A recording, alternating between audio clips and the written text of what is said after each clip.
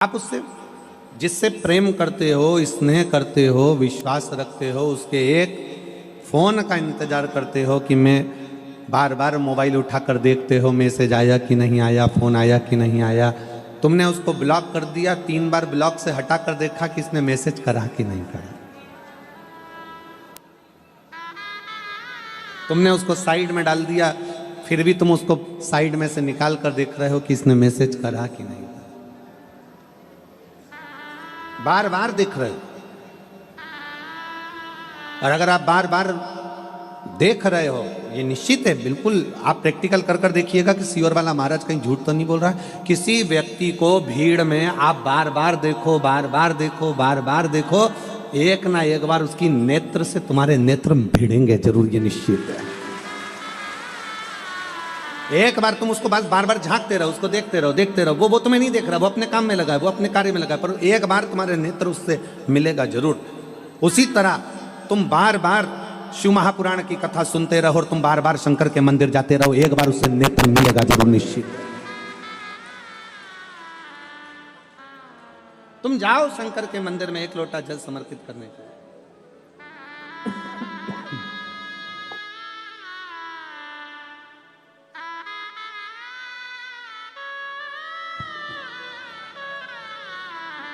जब आप शिव जी के मंदिर में एक लोटा जल समर्पित करने के लिए जाओगे, रोज रोज जाओगे, प्रतिदिन जाओगे, एक ना एक दिन उससे मिलन जरूर होगा, मिलेगा।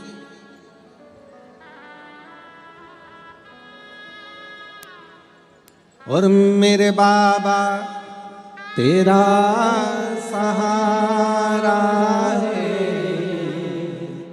मेरे बाबा तेरा सहारा है, मेरी नैया का तू किनारा है, मेरी नैया का तू किनारा है, मेरे भोले तुझे पुकारा है, मेरे भोले तुझे पुकारा है, मेरी नैया का तू किनारा है, मेरी नैया का तू किनारा है।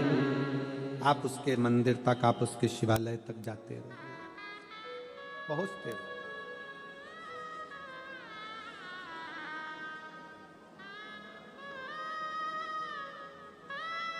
शिवरात्रि की एक कथा मिलती है। जंगल में रहने वाला एक भील पानी लेकर अपने बच्चों के भोजन की व्यवस्था करने के लिए एक पेड़ पर चढ़ जाता। उसको नहीं मालूम कि यह वृक्ष बेलपत्री का है। उसको यह भी नहीं मालूम कि उस बेलपत्री के वृक्ष के नीचे शंकर का शिवलिंग है कि नहीं है। बेलपत्री के वृक्ष के नीचे अगर एक कंकर भी पड़ा है तो वो शंकर का शिवलिंग ही माना जाता है।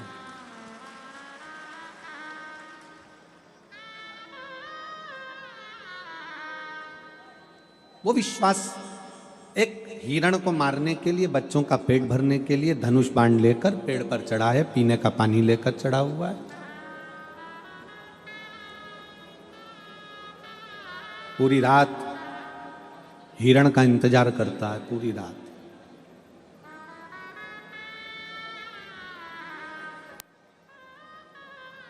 और पूरी रात जब वो हिरण का इंतजार करता है तब एक हिरण दिखता है। उस हिरण को मारने के लिए वो बाण छोड़ता है। उसके पहले हिरण उससे निवेदन करता है कि मुझे मत मारो, मेरे बच्चे इंतजार कर रहे हैं।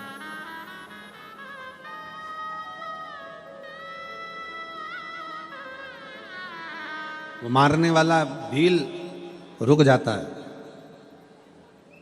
हिरण कहता है मेरे बच्चों को मैं दूध पिलाकर आ जाऊं, उसके बाद मुझे मार देना, फिर तू मुझे काट लेना, खा लेना। वो भील हिरण के वचन पर विश्वास कर लेता है और कह देता है जाओ जल्दी आना। भील बैठा हिरण का इंतजार करता है कि आएगा आएगा आएगा। हिरण के साथ वालों ने कहा कि मत जा, अब तो तू बचकर आ गया, अब तो तू बचकर आ गया, मत जा। पर हिरण ने कहा, वो भील बेलपत्री के पेड़ के ऊपर बैठा था और उस पेड़ के नीचे एक कंकर पर भील के पानी का एक एक बूंद नीचे गिर रहा था। उस जगह पर मेरा शिव विश्वास के रूप में बैठा है। मुझे लगता है कि मेरा शंकर ही मेरा इंतजार कर रहा है, इसलिए मुझे जाना पड़ा। मुझे लगता है मेरा शिव मेरा इंतजार कर रहा है, इसलिए मुझे जाना पड़ेगा।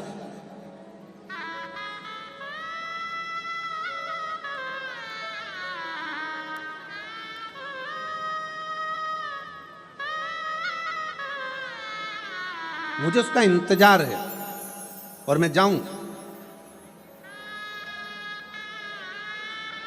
एक दीदी बैठी है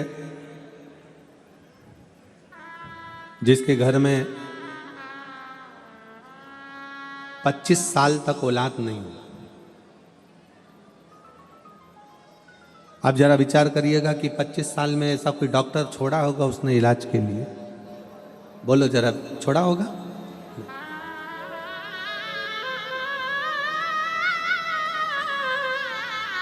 सरोज प्रदीप पांडे, मैं नवरत्न बेंगलोज मकान नंबर 56 डिंडोली में रहती हूँ। कहीं बैठी हो तो हाथ हिला सकती हूँ, कहीं बैठी हो तो हाथ हिलाएंगे। आ जाइए, एक बेलपत्र लेकर जाइएगा। आ जाओ, आ जाइए। मैं बाबा का क्या वर्णन करूं। मेरी बड़ी दीदी की शादी के 25 साल बीत गए थे, कोई संतान नहीं थी। दीदी ने बहुत दवाई कराई मगर कुछ नहीं हुआ। दीदी ने बेबी ट्यूब कराया, इलाज करवाया, मगर बच्चे नहीं हुए। अब करे तो करे क्या? दीदी हार गई। और संसार की कोई भी महिला होगी, कोई बहन होगी, तो वो 5 साल 6 साल इंतजार करती है बच्चे का, 7 साल इंतजार करेगी। 25 साल कौन बहन होगी जो इंतजार करेगी कि 25 साल बाद भी क्या औलाद हो सकती है?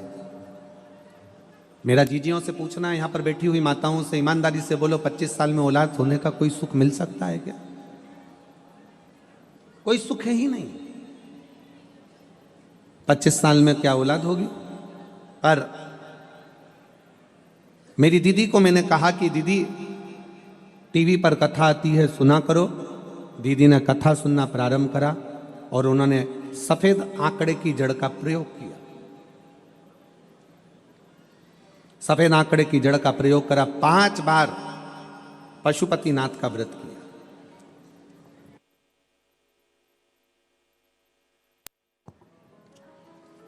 5 बार पशुपतिनाथ का व्रत किया।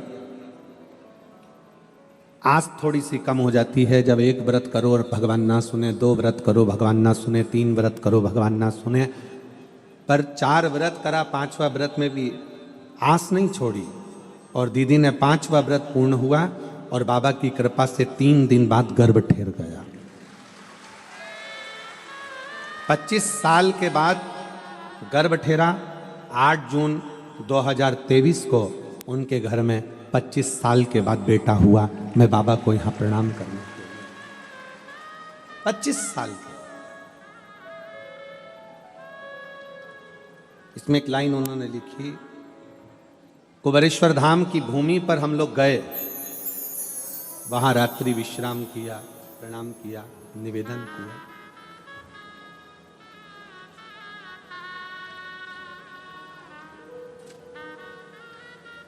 मेरी जीजियां, मेरे जीजा, मेरी बेटियां, बेटा मेरे बैठे हुए हैं, ये जानते हैं कि 25 साल में संतान आना ये बहुत कठिन विषय है, बहुत कठिन।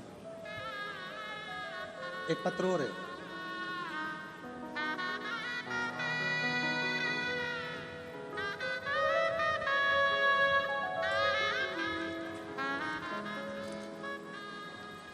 सोनू वासु रावत, पति वासु जमन लाल रावत, लक्ष्मी रेसिडेंसी, डिंडोली, सूरत।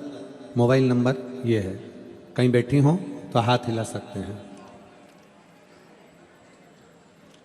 Sonu Vasu Rawat, Vasu Jaman Lal Rawat, plot number C701, Lakshmi residency, Dindoli, Surat. Mobile number ये है। कहीं बैठी हो तो हाथ हिला सकती हैं। और अगर बैठे हो, अच्छा इधर हैं, हाथ हिला सकती हैं एक बार। और फिर अगर बैठे हाथ हिलाइए और बेलपत्र लेने के लिए आ जाइए। शिव जी को जल चढ़ाने का क्या फल है? पहले तो मैं सम्राट भाई सुनील भाई को बहुत बहुत धन्यवाद देती हूं कि जिन्होंने हमें कथा सुनने का मौका दिया। 14 अक्टूबर 2022 को परिवार के कुछ कारण से विवाद हुआ और हमको अलग कर दिया। जब हमें निकाल दिया तब हमारे पास सिर्फ शरीर पर कपड़ा था और पैरों में चप्पल थी। ना रहने का घर था, ना खाने का कुछ था। पैसे तो गुरुदेव 1 हफ्ते तक हम घर तलाशते रहे रहने के लिए। तब जाकर एक रूम मिला। रूम फिर केवल 4 दीवारी का एक रूम था जिसमें कुछ भी नहीं था। पति पत्नी, ना सोने का ना खाने का। देखते देखते 6 महीने निकल गए उसी रूम में रहते हुए। हमारा व्यापार कुछ भी नहीं, कर्जे में लदालूम हो गए। परेशानियां पीछा नहीं छोड़ रही। पहली बार आपकी कथा सुनी तो थोड़ी सी हिम्मत आ गई। और हिम्मत यह आई कि आपने कथा में कह दिया कि मनुष्य का जन्म मिलता है तो बाबा ने कुछ ना कुछ तुम्हारे भाग्य में लिखकर जरूर भेजा है, हिम्मत मत हारना। बस वो बात अड़ गई। अब विचार कर लिया कि कुछ भी करते हैं, पंडाल में जाकर शिव महापुराण की कथा सुनते हैं। कहाँ जाएं? कुबेरेश्वर धाम में रुद्राक्ष महोत्सव था। हम नहीं जानते रुद्राक्ष उत्सव का महत्व क्या होता है, पर उस भूमि पर बैठकर हमने रुद्राक्ष उत्सव की कथा सुनी। पंडाल में बैठकर जब कथा सुनी, बाबा से विनय कर कर आए कि कोई भी ऐसा काम धंधा लगा दीजिए जिससे हमारे जीवन में थोड़ी सी उन्नति आए। तब कुबेरेश्वर धाम की मिट्टी को साथ में लेकर आ गए। प्रणाम करते, उस कंकर को एक कटोरी में रखकर पूजन करते और बाबा को बार बार नमन करते। आसपास में कथा होती, पंडाल में सुनने चले जाते। तब मेरे पति ने एक छोटा सा काम चालू करा। किराए के मकान में रहते और छोटे से काम को चालू कर कर बाबा की ऐसी कृपा हुई कि उस काम में भी कर्जा हो गया। अब काम में भी कर्जा हो गया। पति निराश हो गया, रोने लगा। हमने कहा चिंता मत करो, हिम्मत मत हारो, बाबा सुनेगा जरूर। अपन एक पंडाल में और कथा सुनने चलते हैं। फिर हम वापिस कथा के पंडाल में कथा सुनने चले गए। गुरुजी, पंडाल नहीं होता, यहाँ तो कुबेरेश्वर महादेव भंडार भरने के लिए आता है। गुरुदेव, सारी दुनिया छोड़ चुकी थी, केवल एक शिव जी पर भरोसा था। मंदिर जाना चालू करा, झाड़ू लगाना प्रारंभ करा, पोछा लगाना प्रारंभ करा, मंदिर में भगवान का श्रृंगार करना प्रारंभ करा, पशुपतिनाथ का व्रत किया और बाबा ने जो छोटी सी एक दुकान किराए की ली थी उस दुकान को चलाना प्रारंभ करा। और गुरुदेव, मैं बाबा का क्या वर्णन करूं, मेरे बाबा ने ऐसा हाथ पकड़ा कि कथा सुनते सुनते बाबा की कृपा से धीरे धीरे धीरे धीरे धीरे धीरे करते हुए व्यापार बढ़ा, मकान लिया, फिर व्यापार बढ़ा। आज बाबा की कृपा से पूरा व्यापार 2,10,00,000 के ऊपर का व्यापार चल रहा है। ये बाबा को मैं धन्यवाद देने के लिए आया। ये शिव है। एक लाइन लिखी है, गुरुजी आप कहते हो कि आप कथा नहीं कहते, बाबा कथा कहता है, पर सत्य बात है गुरुदेव, ये व्यासपीठ के सामने शिव ही कहता है और शिव ही करुणा करता है। शिव तत्व लाइन लिखी है, बाबा आपकी कृपा से सब काम हो रहा है, करते हो भोले बाबा मेरा नाम हो रहा है, करते हो भोले बाबा मेरा नाम हो रहा है, मेरा आपकी कृपा से सब काम हो प्रभु आपकी कृपा से सब काम हो रहा है। शिव कृपा, शिव करुणा सागर, शिव उदार, उसकी उदारता कभी कम नहीं होती। आप जितने भरोसे से, जितने विश्वास से कथा सुनते हो,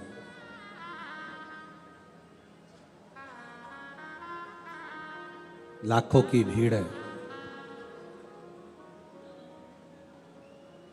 15 लाख के लगभग में शिव भक्त यहां पर बैठे हुए हैं।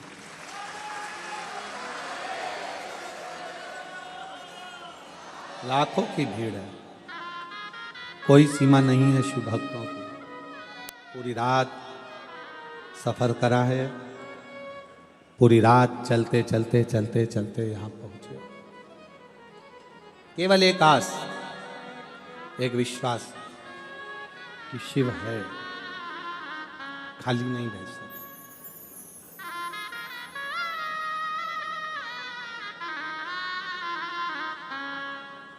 उस बहन ने अपने पत्र में एक बात लिखी कि एक दो दिवाली तो हमारी ऐसी ही निकल गई कि हमारे घर में कुछ था ही नहीं।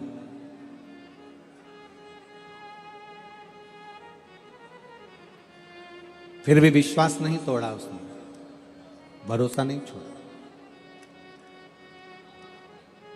शिव पुराण कहती है, भगवान शंकर का चरित्र कहता है, अगर बाबा आप लोगों को इस लायक बना दे, इस लायक बना दे कि अपने हाथों से अपन कुछ कर चले। मैं सम्राट भाई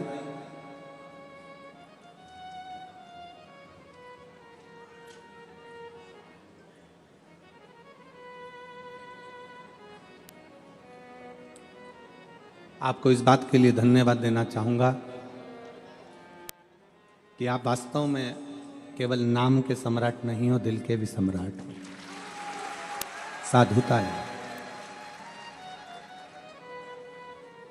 कल सम्राट भाई, सुनील भाई, दोनों भाइयों ने मिलकर हमसे पूछा आशीष जी से कि रुद्राक्ष महोत्सव कब है।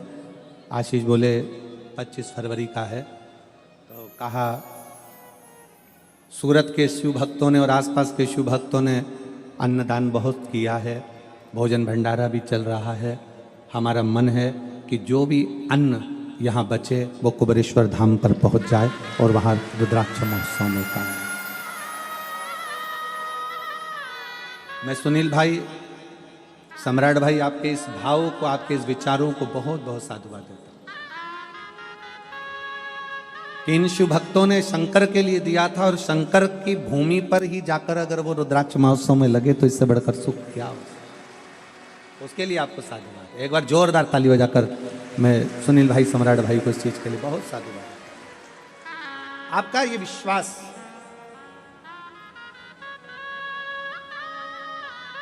आपका ये भरोसा, आपकी ये दृढ़ता शिव के प्रति,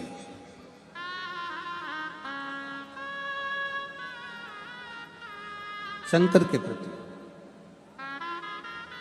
और मेरी जीजियों, मेरे जीजाओं, मेरी बेटियों, बेटाओं, मेरी माताओं, एक बात अपने भीतर उतारिएगा कि शंकर के मंदिर में जब आप जल चढ़ाने के लिए जाते हो, शिव के शिवालय में जब आप पहुंचते हो, शंकर के मंदिर तक अगर आप पहुंचते हो, आप शंकर के मंदिर तक केवल आप उसके दरवाजे तक पहुंचते हो। आप कभी यह विचार मत लाना कि आपने हाथ में जो जल का पात्र था, शिव जी को जल चढ़ा दिया, लोटा खाली हो गया, पात्र खाली हो गया, कलश खाली हो गया। नहीं, शंकर भगवान ने जब माता लक्ष्मी जी की शादी भगवान नारायण से कराई थी, माता लक्ष्मी जी की मां ख्याति देवी तो भगवान शंकर के साथ लक्ष्मी जी की शादी करना चाहती थी। लक्ष्मी जी की शादी तो शिव जी के साथ होने वाली थी, क्योंकि लक्ष्मी जी की मां माता ख्याति देवी ने विचार कर लिया था अपनी बेटी लक्ष्मी का विवाह शंकर जी के साथ करूंगी। और भगवान नारायण ने भगवान शंकर जी से कहा कि लक्ष्मी का प्रेम, लक्ष्मी का स्नेह और मेरा प्रेम लक्ष्मी के प्रति, ये लक्ष्मी को मैं अपने साथ रखना चाहता हूं। शिव जी ने ख्याति देवी को कहा कि ख्याति, तुम मेरी आराधना करती हो, मेरी पूजन करती हो, मेरी आराधना में डूबी रहती हो, तो मैं तुमसे एक वर मांगता हूं। केवल आज तक मैंने दिया है, मैं आपसे मांगता हूं। ख्याति देवी कहती हैं, मैं आपको क्या दे सकती हूँ विश्वनाथ, भोलेनाथ, मैं आपको कुछ नहीं दे सकती। फिर भी ख्याति देवी, मुझे आपसे केवल एक वचन चाहिए कि आप अपनी बेटी लक्ष्मी का विवाह नारायण के साथ करोगे। ये वर दीजिए, ये वचन दीजिए। ठीक है। लक्ष्मी जी को सूचना मिल गई कि मेरा विवाह नारायण के साथ हो रहा है, जिनको मैं स्नेह करती हूं, जिनके चरणों में मैं रहना चाहती हूं। दौड़ते दौड़ते माता लक्ष्मी भगवान शंकर के पास कैलाश में पहुंच गई। हाथ जोड़कर विनय करा भगवान भोलेनाथ जी से। पार्वती जी ने देखा लक्ष्मी जी आई हैं। आओ लक्ष्मी, बैठो, क्या बात है? लक्ष्मी जी कहती हैं, मुझे बाबा विश्वनाथ से कुछ कहना है। भगवान शंकर नेत्र खोले और लक्ष्मी का आदर करते हुए बोले, लक्ष्मी आप आइयो, आपको नारायण मिल गए, इससे बढ़कर क्या प्रसन्नता होगी? कैसे आना हुआ? लक्ष्मी जी कहती हैं, मैं नारायण की तो सेवा करूंगी, पर आपके चरणों की भी मुझे सेवा करना है। मुझे आपके चरणों में रहना, आपकी सेवा करना है। शंकर भगवान ने कहा, लक्ष्मी अगर सेवा करना चाहती हो तो बस इतना करना कि कोई मेरे शिवालय में अगर एक लोटा जल चढ़ाने के लिए आए, उसका चढ़ा हुआ जल जब मुझ पर चढ़ जाए, उसका लोटा खाली ना जाए। उस लोटे के साथ में, उस कलश के साथ में, उस कलश के अंदर मेरे दरवाजे से लक्ष्मी उसके दरवाजे तक जाए। सारी समस्या का हल एक लोटा जल। एक लोटे जल में सब क्या है जो दुनिया का कल बदल दिया इस लोटे के जल ने?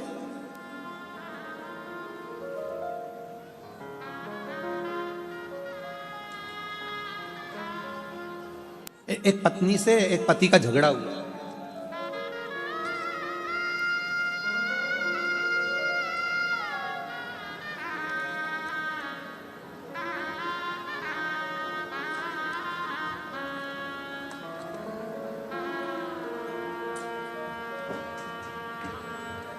माधुरी नीलेश बोर से।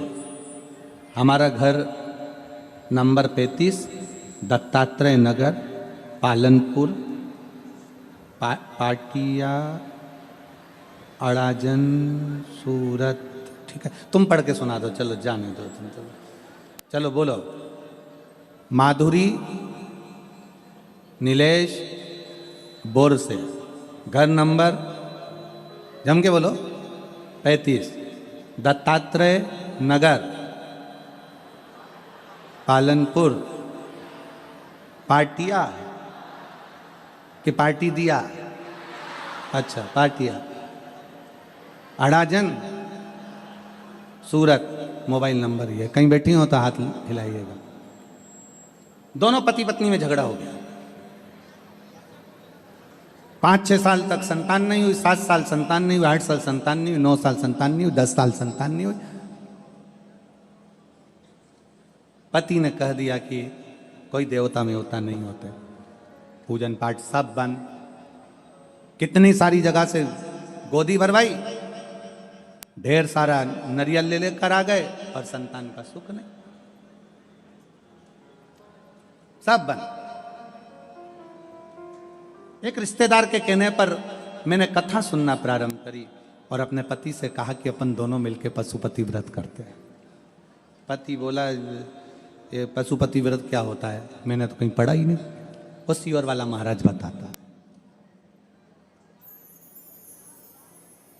हाँ, पशुपति व्रत का एक नियम बड़ा भारी होता है कि पत्नी अगर व्रत कर रही है तो उसकी भी थाली अलग जाती है, और पति अगर व्रत कर रहा है तो उसकी भी थाली अलग जाती है। पत्नी का भी प्रसाद अलग जाता है, पति का भी प्रसाद अलग जाता है। इसके भी दिए अलग जाते हैं, उसके भी दिए अलग जाते हैं। अब पत्नी ने पति को पकड़ा दी थाली। ऐसा दिया जलाने से कोई बच्चा होता है? वो लिख रही है कि आज मेरे पति मुझे आपका नाम ले लेकर बार बार धन्यवाद देते हैं कि 10 साल के बाद मेरे घर में औलाद हुई है। 10 साल के बाद मेरे घर में औलाद हुई है। 10 वर्ष के बाद बेटे का फोटो भी लगाया हुआ। बच्चे का फोटो। 10 वर्ष के बाद मेरे घर में औलाद हुई। ये शिव कृपा से ही हुई, शिव उदारता से हुई।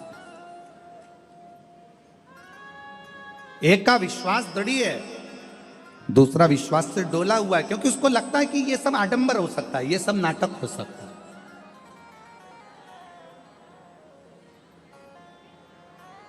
आडंबर उसको कहते हैं जहां पर दिखावा हो। हम तो आप लोगों से एक बात कहते हैं कि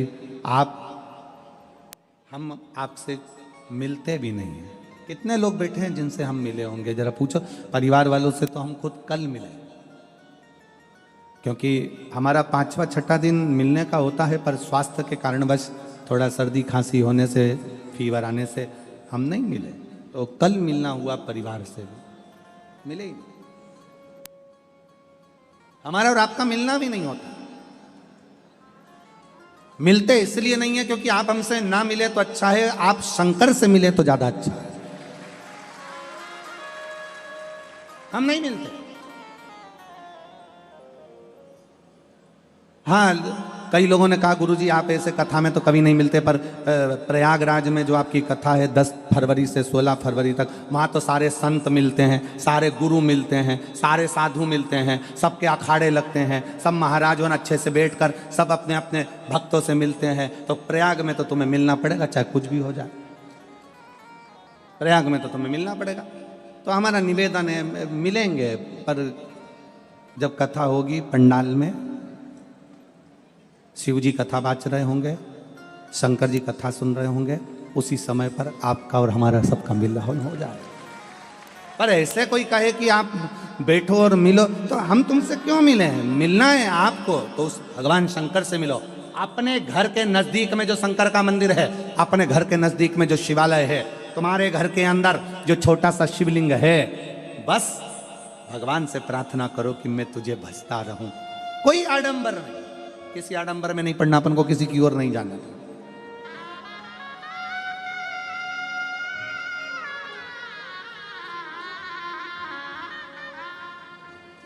बहुत दिखावा होता है दुनिया में। लोग कहते हैं हमारे पास में आओ, हम तुम्हारा दुख मिटा देंगे। मेरे पास आना, मैं तुम्हारी तकलीफ मिटा दूंगा। मेरे पास आना, मैं तुम्हारा दुख मिटा दूंगा। नहीं नहीं, शिव महापुराण की कथा कहती है दुख तुम्हारा है, तकलीफ तुम्हारी है, तो मिटाना भी तुम्हें ही पड़ेगा। दुनिया में कोई नहीं मिटा सकेगा। पेट तुम्हारा दुखाए तो दवाई तुम्हें खाना है, सिर तुम्हारा दुखाए तो दवाई तुम्हें खाना है। तुम्हारा पेट दुखे और पड़ोसन को दवाई खिलाओगे तो असर नहीं करेगी।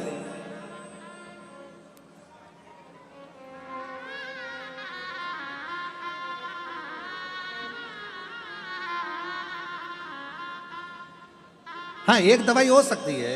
एक पत्नी एक डॉक्टर के पास पहुंची और डॉक्टर से बोली, डॉक्टर साहब, और डॉक्टर साहब, हाँ बोलो। डॉक्टर साहब, मेरे पति नींद में बहुत बोलते हैं। डॉक्टर साहब, मेरे पति नींद में बहुत बोलते हैं। डॉक्टर ने कहा,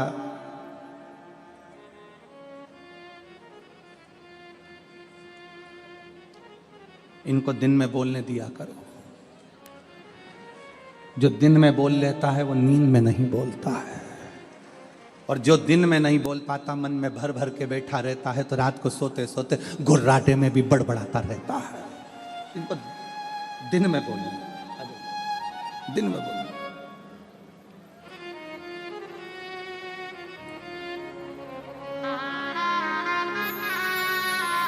बहुत शून्य पे आ गए थे ये बच्चे, दोनों हार चुके थे, पर बाबा की कृपा से वापस करोड़ों में बिजनेस आगे बढ़ाया है। एक बार शिव तत्व।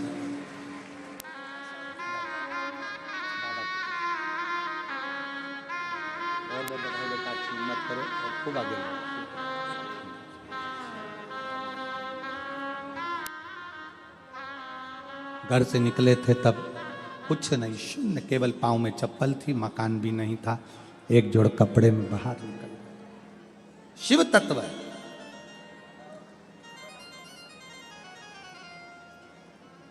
शंकर की कथा कर रही है, भगवान शिव का चरित्र कर रहा है, शिव पर करा गया भरोसा टूटता नहीं, कभी भी टूटेगा नहीं। इसलिए आप सबसे निवेदन है, आओ प्रयागराज की भूमि पर कथा सुनने के लिए आओ। क्योंकि प्रयागराज में केवल कुंभ नहीं है, प्रयागराज में महाकुंभ है। महाकुंभ, और महाकुंभ का मतलब क्या होता है? अर्ध कुंभ 6 वर्ष में आता है, पूर्ण कुंभ 12 वर्ष में आता है। नासिक में, हरिद्वार में, प्रयाग में, उज्जैनी में ये 12 वर्ष में कुंभ आता है। पर जब 12 बार एक जगह का कुंभ पूर्ण होता है तब 144 वर्ष के बाद महाकुंभ आता है। और अगला महाकुंभ प्रयागराज में अभी 2000 क्या चल रहा है 25, अगला महाकुंभ पड़ेगा 2170 में। अभी 2000 चल रहा है, उस समय पर 2170 चलेगा और उस समय पर कुंभ आएगा जब हमारी तीसरी चौथी पीढ़ी हमारे सम्मुख में, अपन तो होंगे नहीं, अपने लड्डू गोपाल, बाल गोपाल, उनकी जो पीढ़ी चल रही होगी दूसरी तीसरी, वो कुंभ को देखेंगे। तो छोड़ना नहीं।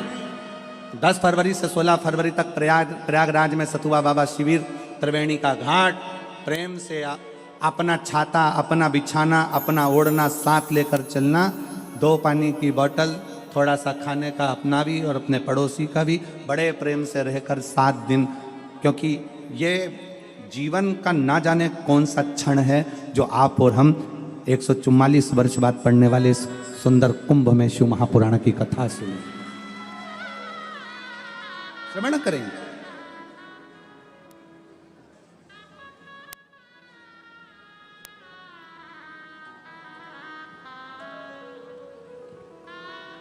और तेरे डमरू की धुन सुन के मैं काशी नगरी आई हूँ। तेरे डमरू की धुन सुन के मैं काशी नगरी आई हूँ। तेरे डमरू की धुन सुन के मैं काशी नगरी आई हूँ। मैं काशी नगरी आई हूँ। मैं काशी नगरी आई हूँ। मैं काशी नगरी आई हूँ। मैं काशी नगरी आई हूँ। मेरे भोले ओ बम भोले, मैं काशी नगरी आई हूँ। मेरे भोले ओ बम भोले, मैं काशी नगरी आई हूँ।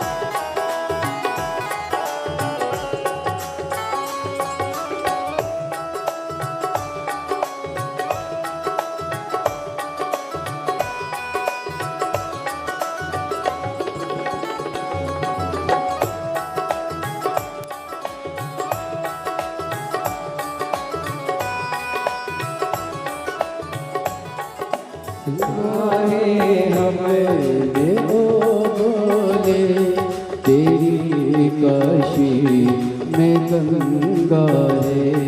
सुना है हमने ओ बोले तेरी काशी में गंगा है। सुना है हमने ओ बोले तेरी काशी में गंगा है। सुना है हमने ओ बोले तेरी काशी में गंगा है। उसी गंगा में नहाने को मैं काशी नगरी आई हूँ। उसी गंगा में नहाने को मैं काशी नगरी आई हूँ। मेरे भोले ओ बम भोले मैं काशी नगरी आई हूँ। मेरे भोले ओ बम भोले मैं काशी नगरी आई हूँ।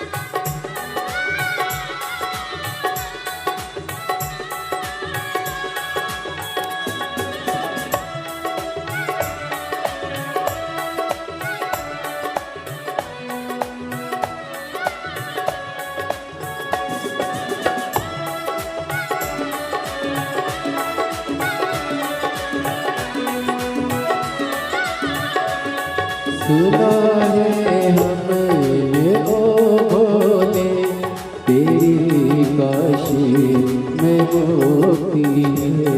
सुना है हमने ओ भोले तेरी काशी में मुक्ति है।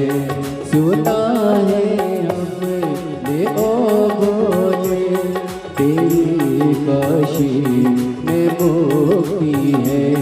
सुना है हमने ओ भोले तेरी काशी में मुक्ति है। उसी मुक्ति को पाने को मैं काशी नगरी आई हूँ। उसी मुक्ति को पाने को मैं काशी नगरी आई हूँ। मेरे भोले ओ बम भोले मैं काशी नगरी आई हूँ।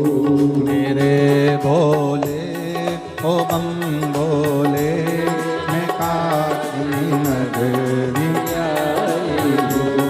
सुना है हमने ओ भोले तेरी काशी में मुक्ति है।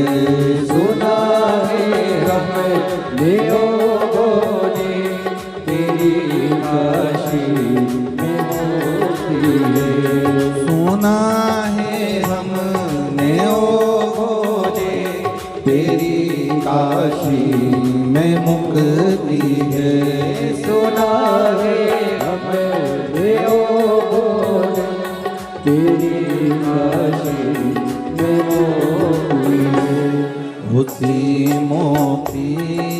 पाने को मैं काशी नगरी आई हूँ। उसी मोती को सुना है हमने ओ बोले तेरी काशी में गौरा है।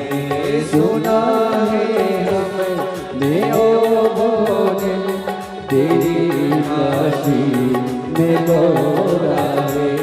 सुना है हमने ओ बोले तेरी काशी में गौरा है। सुना है हमने ओ बोले तेरी काशी में गौरा है। उसी गौरा को पाने को मैं काशी नगरी आई हूँ। उसी गौरा को पाने को मैं काशी नगरी आई हूँ। मेरे भोले ओ बम भोले मैं काशी नगरी आई हूँ। मेरे बोले ओ बम बोले मैं काशी नगरी आई हूँ। मैं काशी नगरी आई हूँ। मैं काशी नगरी आई हूँ। मैं काशी नगरी आई हूँ। मैं काशी नगरी आई हूँ। मैं काशी नगरी आई हूँ। मैं काशी नगरी आई हूँ। हरे महादेव हरे। अपने अपने स्थान पर बैठकर आज कथा का विराम दिवस है। दिल से बाबा को प्रार्थना करो, हृदय से बाबा को निवेदन करो। जितने दिल से बाबा से कह सकते हो उतने दिल से कहिए। जहां जगह मिल जाए वहां बैठ जाओ। बहुत दूर दूर से आप लोग आए हैं, थोड़ा थोड़ा जगह का एडजस्ट कर कर बैठो और फिर बाबा से प्रार्थना करो। जो कार्यकर्ता खड़े हैं उनसे भी निवेदन है, बार बार सूरत में कथा का बाबा से विनय करने का मौका नहीं मिलेगा। आपको जहां जगह मिले वहां बैठकर बाबा से अपने दिल की बात जरूर करें।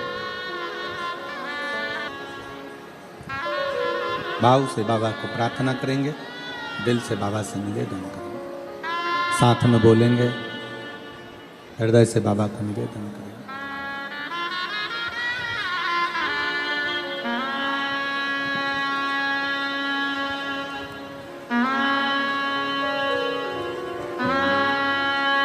श्री शिवाय नमस्तु श्री शिवाय नमस्तु श्री शिवाय नमस्तु श्री शिवाय नमस्तु श्री शिवाय नमस्तु श्री शिवाय नमस्तु श्री शिवाय नमस्तु। भोला सब दुख काटो हमारा, ओ भोला सब दुख काटो हमारा।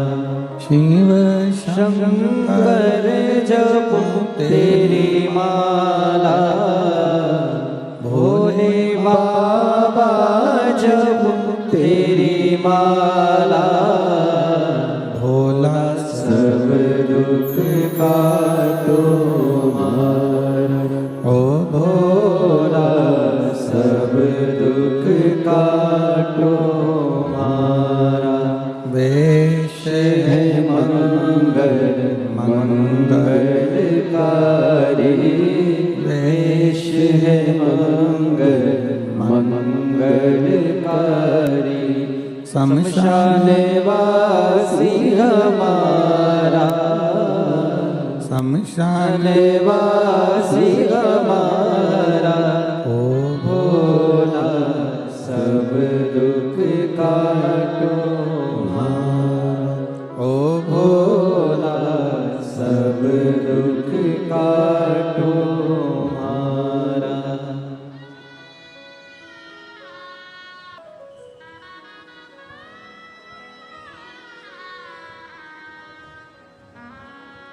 भगवान शिव ओघड़दानी त्रिकालदर्शी कैलाशी अविनाशी शंकर पवित्र कथा कह रही है भगवान की।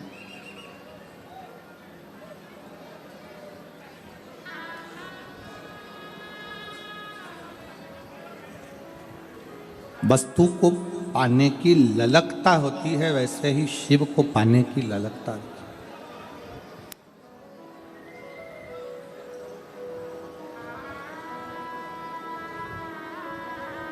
अपने अंदर एक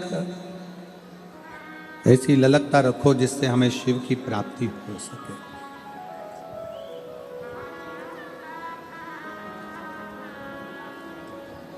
एक बार भगवान शंकर नेत्र बंद कर बैठे हुए थे और तभी माँ जगत जननी माता पार्वती मैया आई और भगवान शंकर के नेत्र को उन्होंने स्पर्श किया।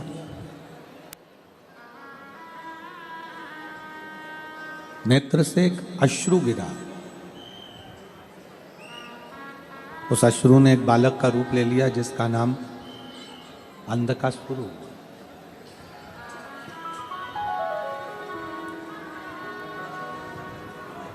बालक का नाम अंधकासुर।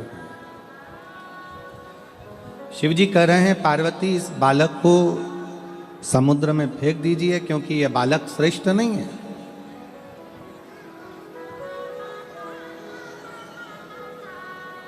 पार्वती जी कहती हैं इसको मैंने अपने हृदय से लगाया है तो ये मेरे पुत्र के तुल्य है, ये मेरे बेटे के तुल्य है। इसको मैंने अपने हृदय से लगाया है तो ये मेरा पुत्र है, ये मेरा बेटा है।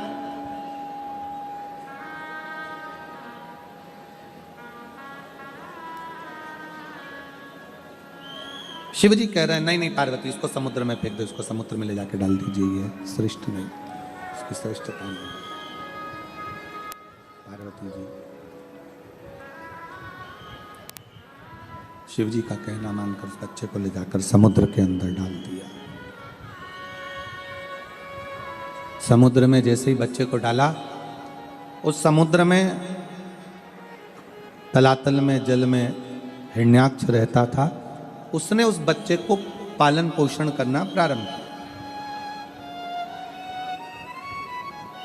अब बच्चे का पालन पोषण हिरण्याक्ष कर रहा है। समय निकलता गया, बच्चा बड़ा होता गया। वराह अवतार में भगवान ने हिरण्याक्ष के प्राणों को हर लिया।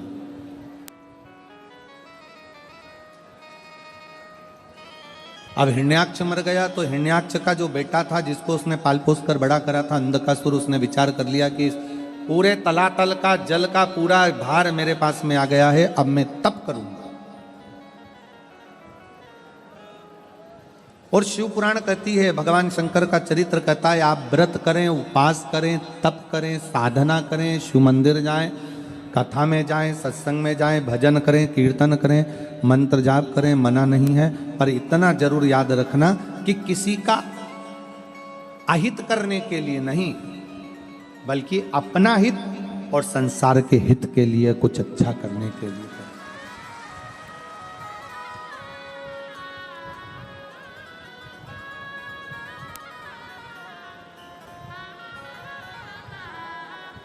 अगर व्रत कर रहे हैं, तप कर रहे हैं, साधना कर रहे हैं, उपवास कर रहे हैं, कोई नियम धारण कर रहे हैं तो दूसरे का भी भला हो और आपका भी भला हो। रिटर्न बढ़ाइए, दूसरे का भी भला हो और आपका भी भला हो। सर्वे भवन्तु सुखिनः।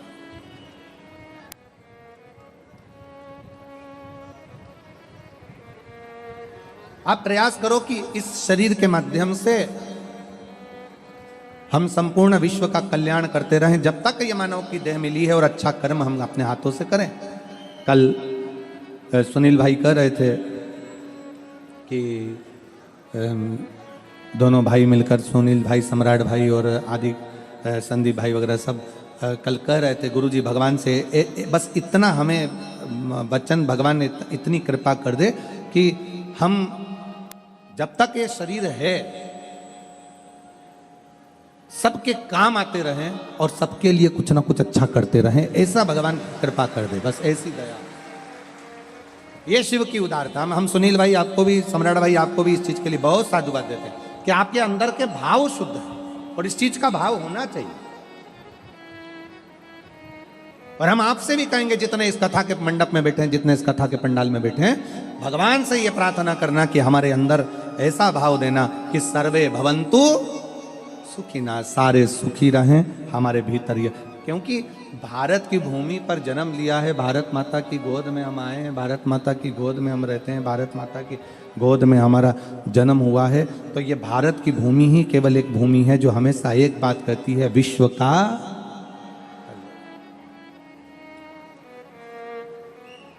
प्राणियों में जम के तो बोलो सद्भावना, विश्व का कल्याण हो।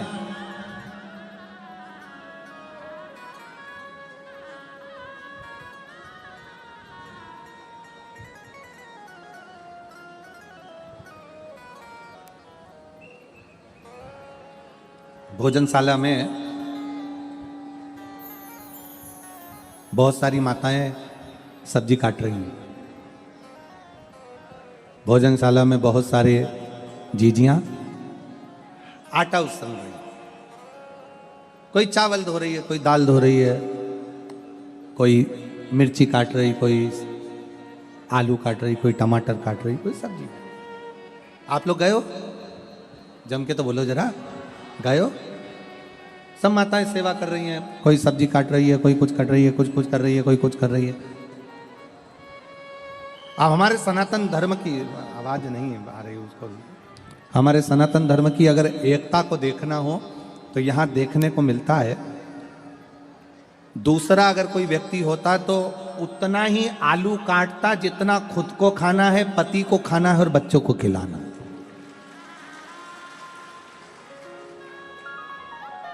पर ये सूरत की पवित्र भूमि पर जो कथा चल रही है, शिव महापुराण की पवित्र कथा यहाँ चल रही है, पवित्र कथा का लाभ आप और हम ले रहे हैं।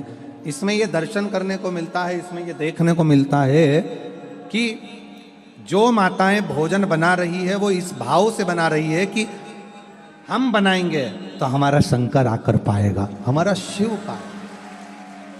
ये चल रहे हैं, आ जाइए। हम जो भोजन बनाएंगे हमारा शंकर, हमारा उघड़दानी, हमारा त्रिकालदर्शी, हमारा कैलाशी, हमारा अविनाशी उसको पाएगा।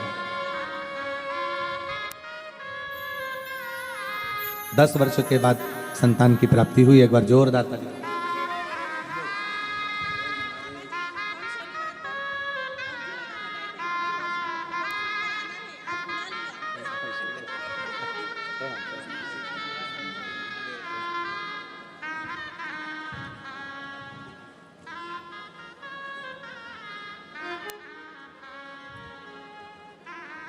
शिव कथा कह रहे हैं। अगर भगवान शरीर दे, भगवान अगर कृपा करे, भगवान की दया हो जाए, भगवान की करुणा हो जाए, उनकी उदारता हो जाए, तो ये प्रयास करिएगा कि इस शरीर के माध्यम से, इस शरीर के द्वारा कुछ अच्छा हो जाए, कुछ अच्छा करें। और कल वाली बात को आज फिर दोहरा रहे हैं, फिर निवेदन कर रहे हैं कि मत बुरे कर्म कर बंदे वरना पछताएगा, भगवान की आंखों से तू बच नहीं पाएगा, तू बच नहीं पाएगा। अरे ओ अज्ञानी मत कर नादानी, अरे ओ अज्ञानी मत कर नादानी, तेरे कर्म का फल भी तू ही पाएगा, जैसा किया तूने तेरे आगे आएगा। मत बुरे कर्म कर बन दे वरना पछताएगा। भगवान की आंखों से तू बच नहीं पाएगा, तू बच नहीं पाएगा। अरे ओ अज्ञानी मत करना दानी, अरे ओ अज्ञानी मत करना दानी। सर्वे भवन्तु सुखिनः का भाव अपने भीतर प्रकट करो कि सब सुखी रहें, सब निरोग रहें, सब स्वस्थ रहें, सब आनंद में रहें। ऐसा भाव अपने अंदर आना चाहिए। पर अंधकासुर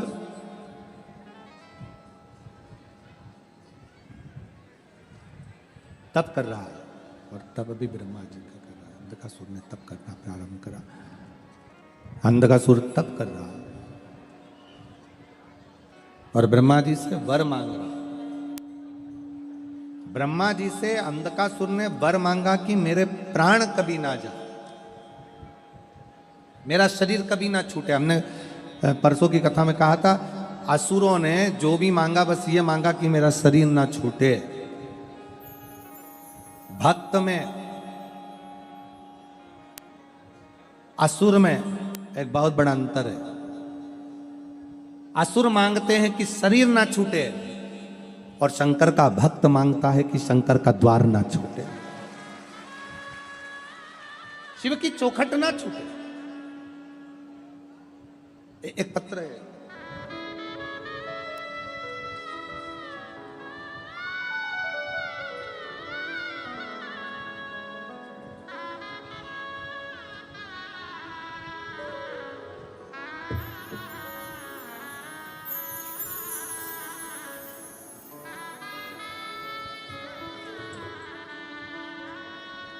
पूनम सेंगर, अंबिका पार्क, भैस्तान, सूरत में रहती हूँ।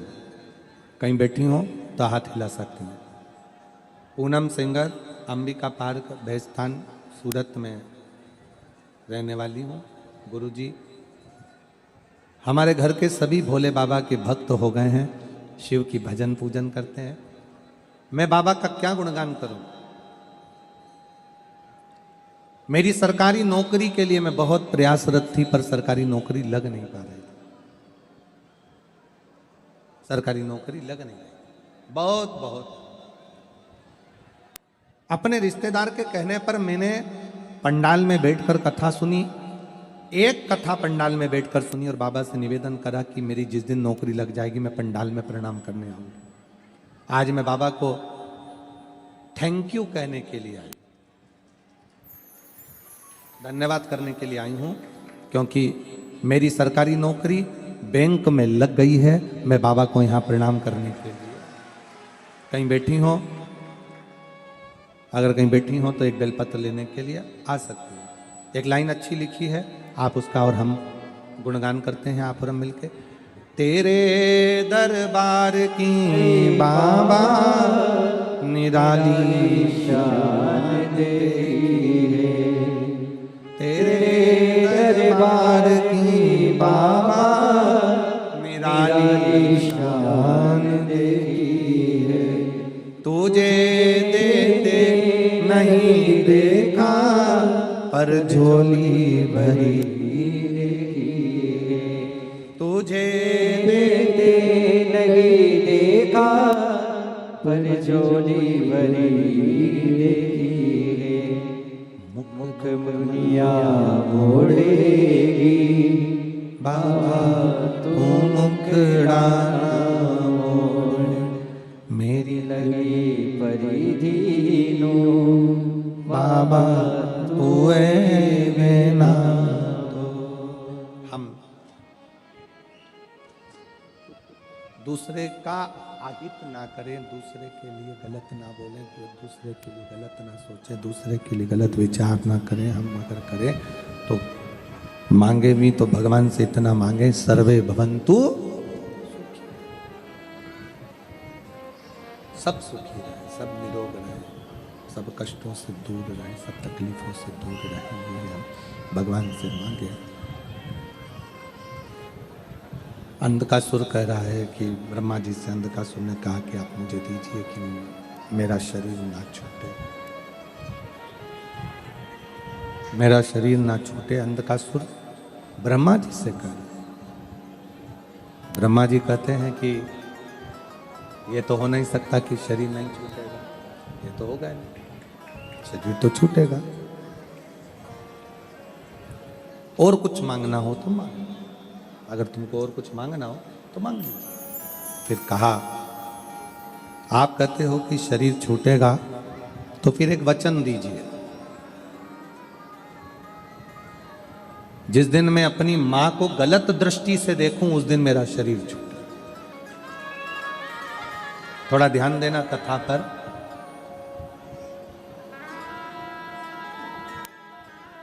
शिव पुराण का यह पंडाल, घर में रहने वाले बुजुर्ग माता पिता, ये सब कल्प वृक्ष की तरह होते हैं जिनकी छांव में हम आगे बढ़ते हैं।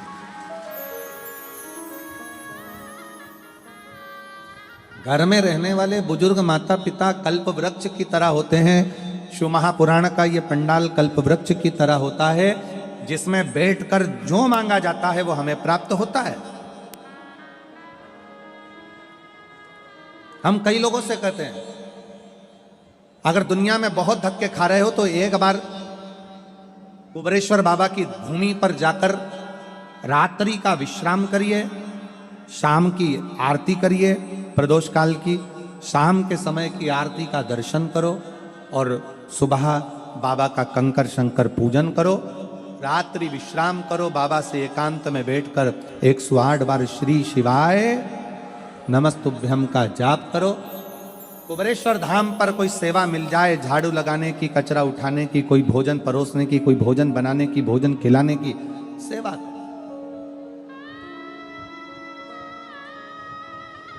और कुबेरेश्वर धाम से वापिस जब अपने घर को जाओ तो 3 महीने तक बैग मत खोलो, वही बैग मेरा कुबेर भंडारी वापिस लेकर बुला लेगा, मुराद पूर्ण कर। हम कहते जाओ बाबा के दरवाजे। पूरे साल रुद्राक्ष बटते हैं, केवल रुद्राक्ष महोत्सव आता है तब रुद्राक्ष का वितरण बंद करते हैं, क्योंकि बाबा के रुद्राक्षों का जो वहां पूजन होता है उसकी तैयारी करी जाती है। तो रुद्राक्ष वितरण भी अभी 25 जनवरी से 25 मार्च तक रुद्राक्ष का वितरण कुबेरेश्वर धाम पर बंद रहेगा। 25 जनवरी से 25 मार्च तक रुद्राक्ष का वितरण बंद रहेगा, क्योंकि 25 फरवरी से 3 मार्च तक रुद्राक्ष महोत्सव है। उसमें रुद्राक्षों को तैयार कर कर बाबा का पूजन अर्चन होता है 7 दिन, और वही रुद्राक्ष फिर बाद में आप सबको साल भर वितरित होते हैं, साल भर मिलते हैं। हाँ, यदि किसी को बहुत गंभीर बीमारी है, रोग है और बहुत ज़रूरी में अगर उसको चाहिए रहेगा तो आश्रम पर एक काउंटर लगा दिया जाएगा, जिसमें आप अपनी बीमारी की कोई फाइल दिखाकर आप अर्जेंट में रुद्राक्ष वहाँ से प्राप्त कर सकेंगे। कुबेरेश्वर धाम का रुद्राक्ष कभी बाजार में बिकने को नहीं आता। कुबेरेश्वर धाम का रुद्राक्ष कभी मार्केट में बिकने के लिए नहीं जाता।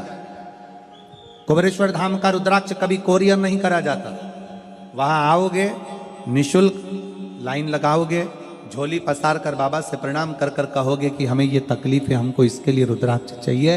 रुद्राक्ष लेते समय उससे अपने दिल की बात करते हुए आप लेकर आ जाओ।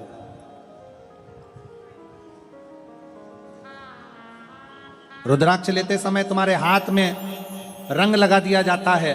उसका कारण केवल इतना सा है कि आप दुख के कारण यहां आए हो, रंगीन आपकी जिंदगी हो, रंग भरा आपका जीवन हो, इसलिए वहां से रंग लगाकर भेज दिया जाता है। आप ले आओ, अपने हृदय से शिव तत्व की प्राप्ति करिए।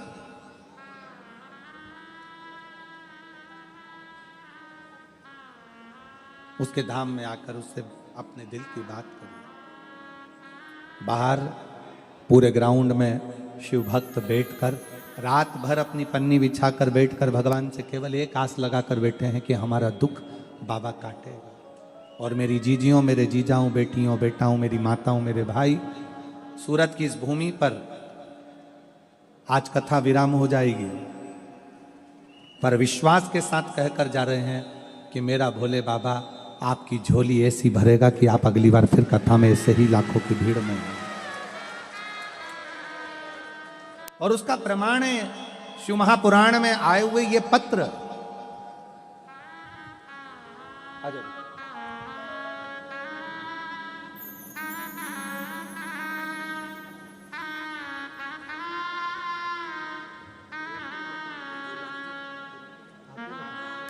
यही बेटी पूनम की बैंक में नौकरी लगी है, एक बार जोरदार ताली।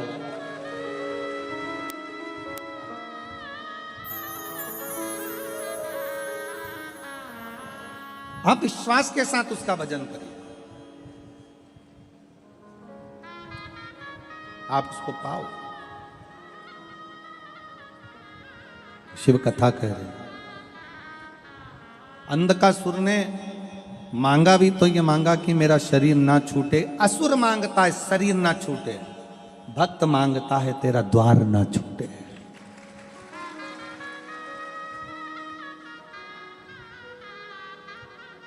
तेरा द्वार ना छूटे।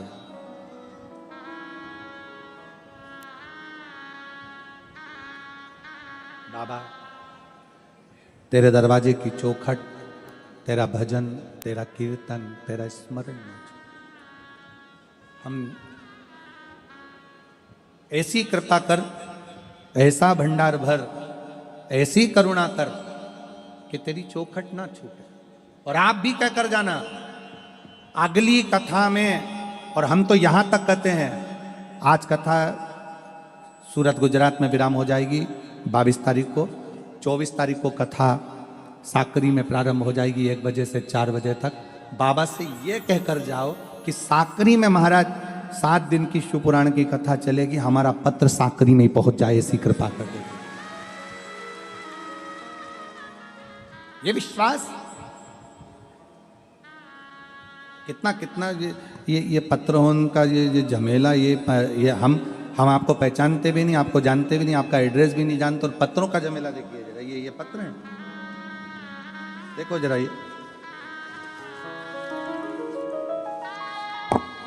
ये पत्र है।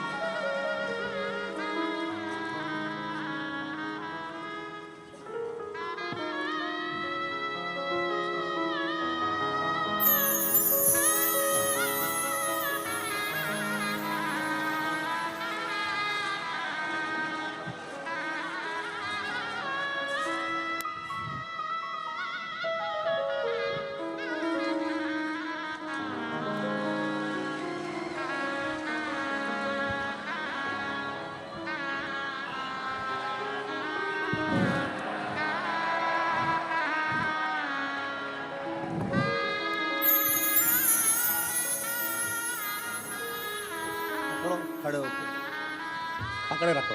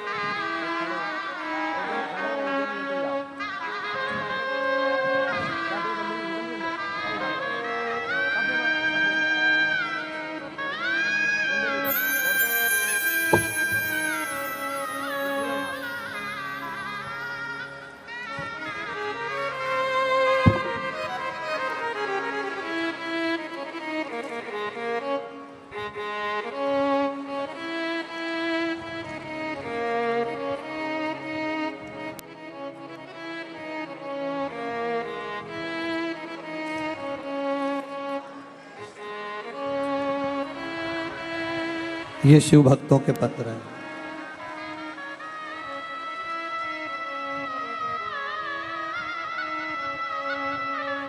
और ये पत्र सीहोर नहीं जाते हैं, ये पत्र आपके यहीं रहते हैं। इसमें आपका मोबाइल नंबर, एड्रेस सब रहता है। जिसको विश्वास ना हो फोन लगाओ, उसके दरवाजे जाकर पूछो कि बाबा ने क्या क्या दिया है, इन पत्रों के माध्यम से क्या क्या लिखकर भेजा गया।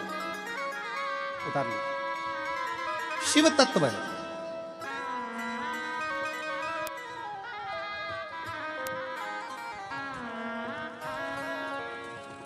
तेरे दरबार की बाबा निराली शान तेरे दरबार की बाबा निराली शान तेरी है। तुझे देते नहीं देखा पर झोली भरी देखी है। तुझे देते नहीं देखा पर झोली भरी देखी है। मुख दुनिया मोड़ेगी बाबा तू मुख डाला मोड़।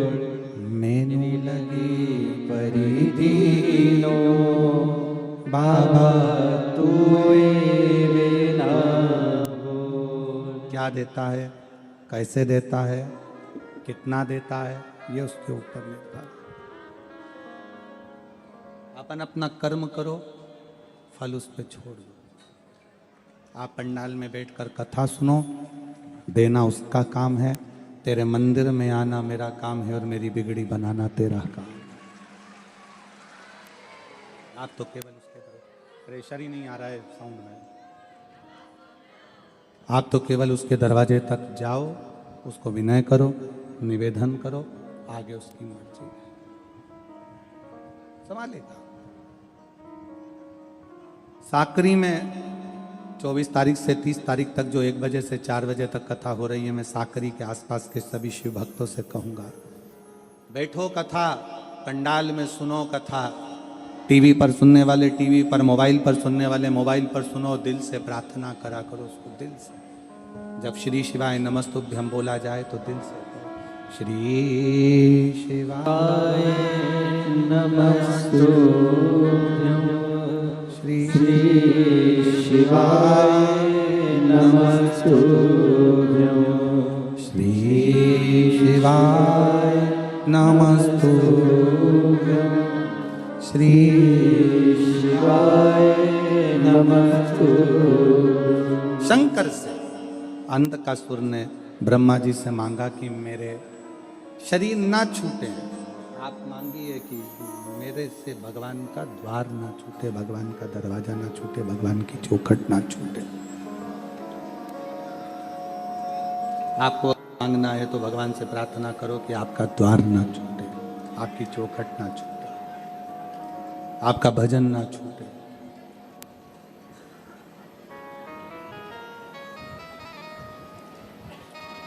और अगर वो देवी देना तो इसका दरवाजा मत छोड़ना। एक राजा के दरवाजे पर एक सेविका सेवा करती थी, झाड़ू लगाती थी। बूढ़ी हो गई थी वो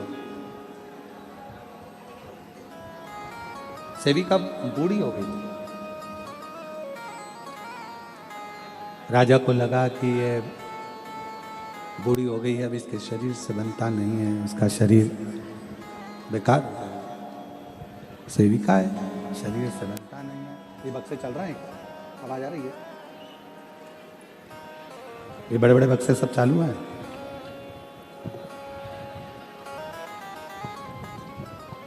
सेविका बूढ़ी हो गई है। राजा ऊपर से देख रहा था, सेविका झाड़ू लगा रही थी, शरीर से बन नहीं रहा था।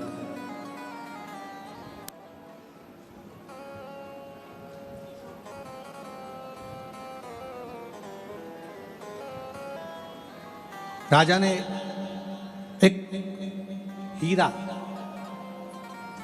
जमीन पर फेंक दिया।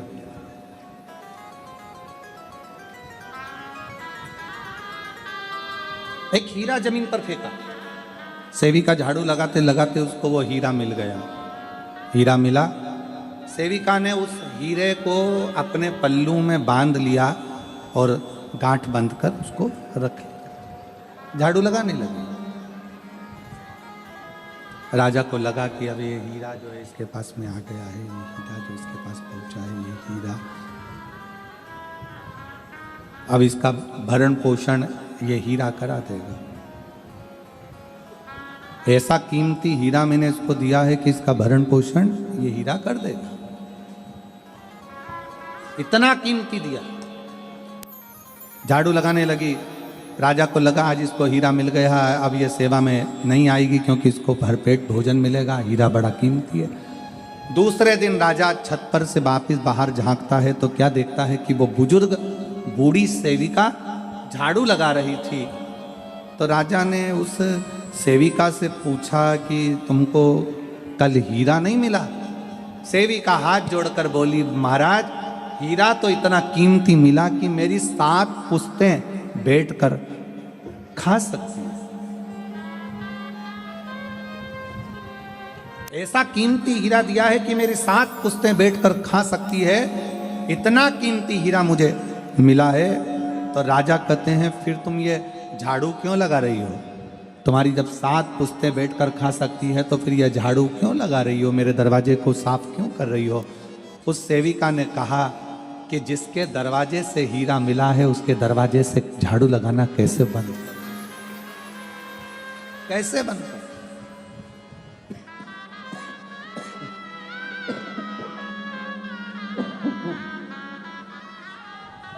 जिसके दरवाजे से मुझे ये कोहिनूर हीरा मिला है उसके दरवाजे की चाकरी, उसके दरवाजे की झाड़ू कैसे बंद कर दी जाए? उसके दरवाजे की नौकरी कैसे बंद कर दी जाए? आप सबसे निवेदन है, अगर मेरे भोले बाबा, मेरे शंकर भगवान तुम्हारी कोई मनोकामना पूर्ण कर दे, तुम्हारे घर में संतान भी दे दे, तुम्हें नौकरी भी दे दे, व्यापार भी दे दे, व्यवसाय भी दे दे, सारा काम कर दे, पर इतना याद रखना जिसके दरवाजे से मिला है उसका दरवाजा कभी मत छोड़ना, उसके दरवाजे पर जाते रहो, उसके दरवाजे पर जाते रहो। जो कोहिनूर हीरा दिया है उसके दरवाजे को कैसे छोड़ दिया? अंधकासुर ने वर मांगा कि मुझे वर दीजिए कि मेरा शरीर ना छूटे। ब्रह्मा जी ने कहा ऐसा हो नहीं सकता, तो वर दी दो कि जिस दिन मैं अपनी माता को गलत दृष्टि से देखूं उस दिन मेरे प्राण छूटे।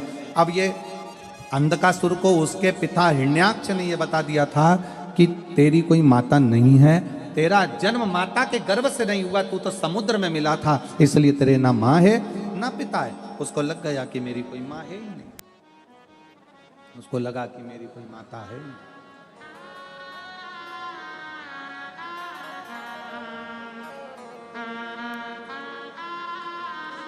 बस तथास्तु कह दिया ब्रह्मा जी ने।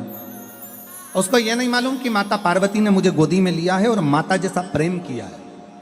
पार्वती जी ने कहा यह मेरा पुत्र है क्योंकि शंकर भगवान तुम्हारे नेत्र अश्रु से प्रकट हुआ है,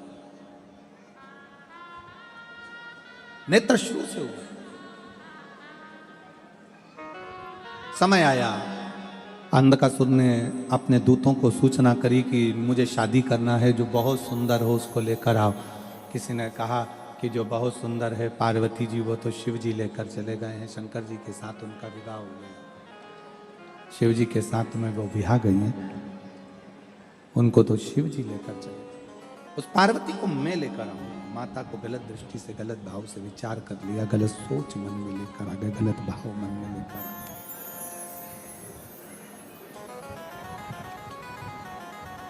गलत सोच मन में आई, गलत भाव मन में आया, गलत विचार मन में आया। पार्वती को लेने के लिए, माँ जगतजननी जगदम्बा पार्वती जी को लेने के लिए अंधकासुर चले गया। माता को गलत दृष्टि से देखा तो भगवान शंकर को क्रोध आया।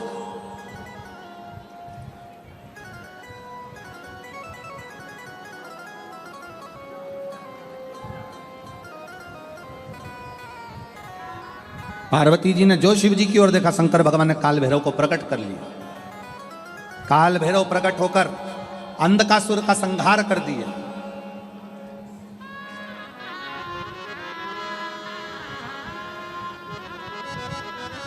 एक स्त्री में बहुत बल होता है। मेरी जीजियां इस बात को जानती हैं, एक स्त्री में बहुत बल होता है। अगर कोई उसे परेशान करे तो वो जवाब दे सकती है।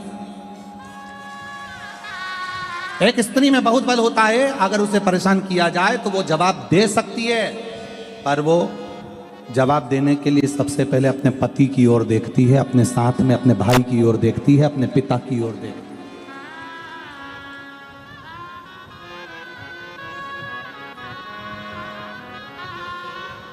पर मेरा निवेदन है भारत की भूमि पर जन्म लेने वाली इन बेटियों से,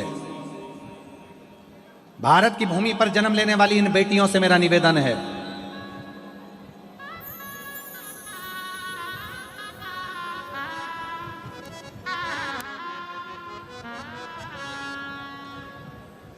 कि आज का जो समय है बड़ा विचित्र समय है। आज के समय में छोटी छोटी बेटियों के साथ में जो गलत कृत्य हो रहा है उसको दूसरा कभी नहीं रोक सकता। मेरा निवेदन है,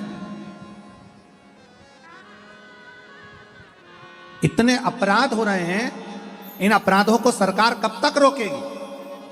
इसलिए शिव महापुराण की कथा कहती है सरकार इन अपराधों को रोक नहीं पाएगी, संस्कार इन अपराधों को रोक सकता है। हमारे संस्कार, हमारी श्रेष्ठ संस्कार दिए हुए इन अपराधों को रोक सकते हैं। आप अपने संस्कार अपने बच्चों को दीजिए, अपनी बेटियों को उतना प्रबल कर दीजिए कि कोई निगाह उठाकर देख ले भला।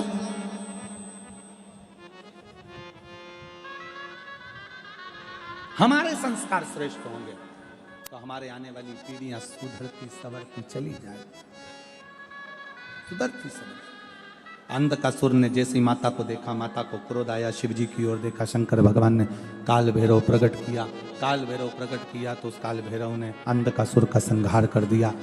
अंधकासुर का संहार हो गया। अंधकासुर के काका हिरण्यकशिपु ने तप करा, ब्रह्मा जी से वर मांगा, ना नीचे मरूं, ना ऊपर मरूं, ना अंदर मरूं, ना बाहर मरूं, ना अस्त्र से मरूं, ना शस्त्र से मरूं, ना दिन में मरूं, ना रात में मरूं, ना नर से मरूं, ना पशु से मरूं। भगवान शंकर की ऐसी कृपा हुई कि भगवान ने, ब्रह्मा जी ने तथास्तु कह दिया और भगवान विष्णु को नरसिंह अवतार धारण कर कर हिरण्यकशिपु का संहार करना पड़ा। अब भगवान नारायण ने नरसिंह अवतार धारण कर लिया, क्रोध का एक अवतार हो गया, बड़ा भयंकर क्रोध आया। भगवान विष्णु ने एक अवतार धारण करा, नरसिंह अवतार, जिसमें उन्हें क्रोध ही क्रोध आया। सारे देवता घबराने लगे, क्या करें? तब माता लक्ष्मी जी ने शंकर जी की आराधना करी। भोले बाबा, हे मेरे शिव, ओगड़दानी, त्रिकालदर्शी, कैलाशी, अविनाशी शंकर, करुणा कर दीजिए, मेरे पति को क्रोध आ रहा है, उनका क्रोध समाप्त कर दीजिए। तब भगवान शंकर ने सारे देवताओं से बल लेकर सरम्ब पक्षी का रूप धारण करा और सरम्ब पक्षी का रूप धारण कर कर अपने पंजों में नरसिंह भगवान को उठाया और बद्रिकाश्रम में अलकनंदा नदी में ले जाकर छोड़ दिया, जहां जाकर नरसिंह भगवान का क्रोध समाप्त हो गया। आज भी बद्री विशाल जी का जब हम दर्शन करने के लिए जाते हैं, बद्री विशाल जी का जब हम दर्शन करने के लिए जाते हैं, पुल पर से जब बद्री विशाल भगवान का दर्शन करने के लिए जाते हैं तो ताप्ती, जहाँ पर ताप्त कुंड पड़ता है, जहाँ पानी गर्म निकलता है, उसी के ठीक सामने नीचे अगर हम दर्शन करते हैं तो वहाँ पर दर्शन करेंगे कि वहाँ एक शिला का दर्शन होता है जिसको नरसिंह शिला कही जाती है। और शिव जी का एक नाम सरम्भेश्वर महादेव पड़ गया। कौन सा महादेव? सरम्भेश्वर महादेव।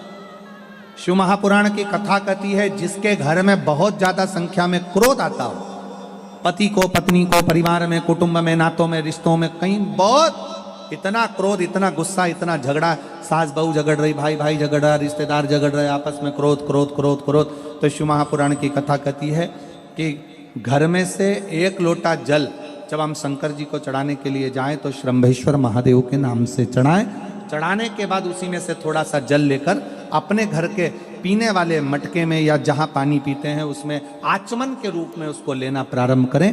सरम्भेश्वर महादेव का मात्र नाम ले देने से भी क्रोध संयमित हो जाता है, क्रोध शांत हो जाता है। सरम्भेश्वर,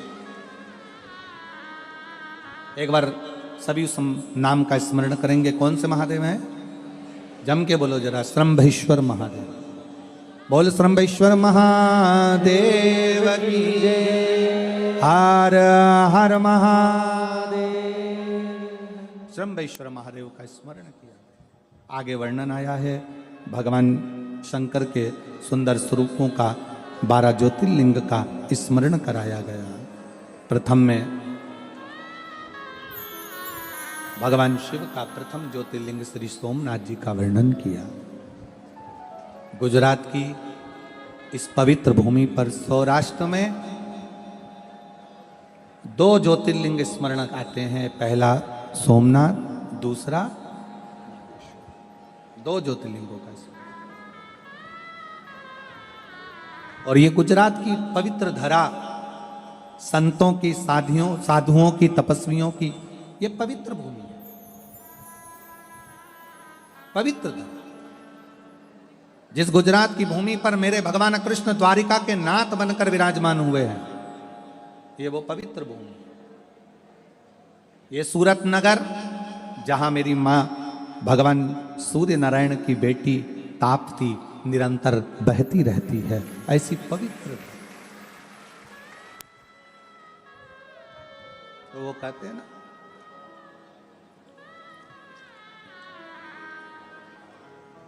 थारो नीरमल निर्मल पाणी तापती महाराणी तापती महारानी, ओ तापती महाराणी थारो नीरमल नीरमल पानी, ओ तापती महाराणी निरंतर जहां बहती हो, आनंद के साथ जहां सदा मां तापती विराजमान हो, ऐसे सूरत नगर का एक आनंद गुजरात की पवित्र भूमि का है। शिव कथा का भगवान शंकर का प्रथम सोमनाथ चंद्र को काया का रोग हुआ, शिव जी ने आकर उस रोग को समाप्त किया। भगवान शिव सोमेश्वर महादेव के रूप में विराजमान हुए, सोमनाथ जी के रूप में विराजित होते हैं। अगला वर्णन आता है मल्लिकार्जुन भगवान शंकर पार्वती जी के साथ में श्री शैलम पर जाकर अपने पुत्र श्री कार्तिकेय जी महाराज को, भगवान कार्तिकेय जी को राजी करते हैं और भगवान श्री षडानंद आनंद के साथ में वहाँ विराजमान होते हैं। शंकर पार्वती दोनों उस श्री शैलम की पवित्र भूमि पर जाकर रहते हैं अपने पुत्र को मनाने के लिए, मल्लिकार्जुन के रूप में विराजित। फिर वर्णन आया है महाकाल का, महाकालेश्वर दूषण नाम के राक्षस का संहार करने के लिए, दूषण नाम के राक्षस का काल बनकर भगवान शंकर विराजमान हुए हैं महाकालेश्वर के रूप। अगला वर्णन है ओमकारेश्वर का, विंध्य नामक पर्वत के तप करने पर भगवान ओमकार के रूप में विराजमान। फिर वर्णन है श्री केदारेश्वर का, नर नारायण के तप से प्रसन्न होकर भगवान केदारेश्वर के रूप में प्रकट होते हैं। अगला वर्णन है भीमा शंकर का, भीम कुंभकर्ण का बेटा जिसने चारों तरफ उपद्रव मचा कर रखा था, उस भीम का संहार भगवान शिव जी ने किया, तो भगवान शंकर का नाम भीमा शंकर हो गया। भगवान शंकर भीमा शंकर के रूप में विराजित हुआ। अगला वर्णन है काशी विश्वनाथ, मनु और शत्रुपा ने तप कर माँ गंगा जी के पवित्र तट पर भगवान मनु और शत्रुपा तप कर गंगा जी के पावन तट पर भगवान शंकर को विराजमान करते हैं और भगवान विश्वनाथ के रूप में विराजित होते हैं। भगवान विश्वनाथ के रूप में विराजित होते हैं। अगला वर्णन आता है त्र्यंबकेश्वर का, गौतम बाबा पर गौ हत्या का दोष लगा है और उस दोष से मुक्ति पाने के लिए गौतम बाबा की पत्नी माँ अहिल्या भगवान शंकर का भजन करती हैं, तप करती हैं, साधना करती हैं और भगवान ब्रह्मा विष्णु महेश तीनों शिवलिंग के रूप में विराजित मन होकर त्र्यंबकेश्वर के रूप में विराजित होते हैं। फिर अगला वर्णन आया है श्री वैद्यनाथ जी का, रावण भगवान शंकर को लेकर जाते हैं, बीच मार्ग में भगवान शिव स्थापित हो जाते हैं, भगवान वैद्यनाथ जी के रूप में वहाँ विराजमान हुए। अगला वर्णन नागेश्वर का आया। दारुक नाम के राक्षस का संहार करने के लिए, दारुक नाम के राक्षस का संहार करने के लिए भगवान नागेश्वर के रूप में विराजित हुए। फिर वर्णन आया है रामेश्वरम का। राम जी महाराज ने भगवान शंकर को लंका पर चढ़ाई करने से पहले विराजमान कर उनकी आराधना करिए। कोई भी शुभ कार्य करने के लिए घर से निकलो, कोई अच्छा काम करने के लिए जाओ, तो पहले पार्थिव शिवलिंग का पूजन करो। अपने अलग से बनाने की जरूरत नहीं, घर में जो गमला हो, मिट्टी हो, वहीं पर शिवलिंग की आकृति प्रकट करो, उसकी पूजन कर कर वहीं विसर्जन कर दो और पार्थिव पूजन कर कर जाइए, उसका फल अधिक प्राप्त होता है, जैसे राम जी ने करा। फिर वर्णन आया है सुंदर कृष्णेश्वर का। सुधर्म नाम के ब्राह्मण की पत्नी घूष्मा और सुदेहा ने घूष्मा के बेटे को मार दिया था, जिसके कारणवश घूष्मा के बेटे को भगवान शंकर ने पुनः जीवित करा, तो शिव जी का नाम कृष्णेश्वर महादेव पड़ गया। ऐसा 12 ज्योतिर्लिंग का स्मरण महापुराण की कथा शंकर के चरित्र में भगवान शंकर की पवित्र कथा कृष्णेश्वर महादेव के साथ में यहाँ 12 ज्योतिर्लिंग का स्मरण कराती है। भगवान शंकर की यह पवित्र कथा सूरत नगर के इस पवित्र भूमि पर 7 दिवसीय शिव कथा चल रही, जिसको तुमरुका जी बाँच रहे हैं। चंचुला देवी अपने पति के लिए श्रवण कर रही है। प्रेत योनि से बिंदुक मुक्त होता है। भगवान शंकर के सम्मुख में चंचुला देवी अखंड सौभाग्य धारण कर लेती है, देवलोक को जाती है। शिव जी कहते हैं भगवान तुमरुका जी से, तुमरुका जी, ये पवित्र शिव महापुराण की कथा कलिकाल में, कलयुग में जन्म लेने वाले जीवों का उद्धार करे। दुख तुम पर आया है, तकलीफ तुम पर आई है, कष्ट तुम पर आया है। जैसे भूख तुम्हें लगी है तो भोजन भी तुम्हें ही करना है, प्यास तुम्हें लगी है तो पानी भी तुमको पीना है, छींक तुमको आ रही है तो छींकना भी तुमको है। तुम पड़ोसन से कह दो कि मेरे बत्तल का तू छींक ले, तो वो छींकेगी। या तुम्हें खांसी चल रही हो तो तुम पड़ोसन का पति से क्यों खांसो खांसो, और तुम चुप हो जाओ तो वो खांस लेगा क्या? नहीं। भूख तुम्हें लगी है तो भोजन भी तुम्हें करना है, पानी की प्यास लगी है तो पानी भी तुम्हें पीना है, छींक तुम्हें आई है तो छींकना भी तुम्हें है, खांसी तुम्हें आई है तो खांसना भी तुम्हें है, और दुख तुम पर आया है तो उसको मिटाना भी तुम्हें ही है। तुम्हारे भजन के बल कलयुग केवल नाम धारा, और सुमर सुमर नर उतरहि पारा। भजन के बल पर 2 चीजें किसी को मत दो, एक बोलो जम के बोलो बात, और दूसरा हाथ।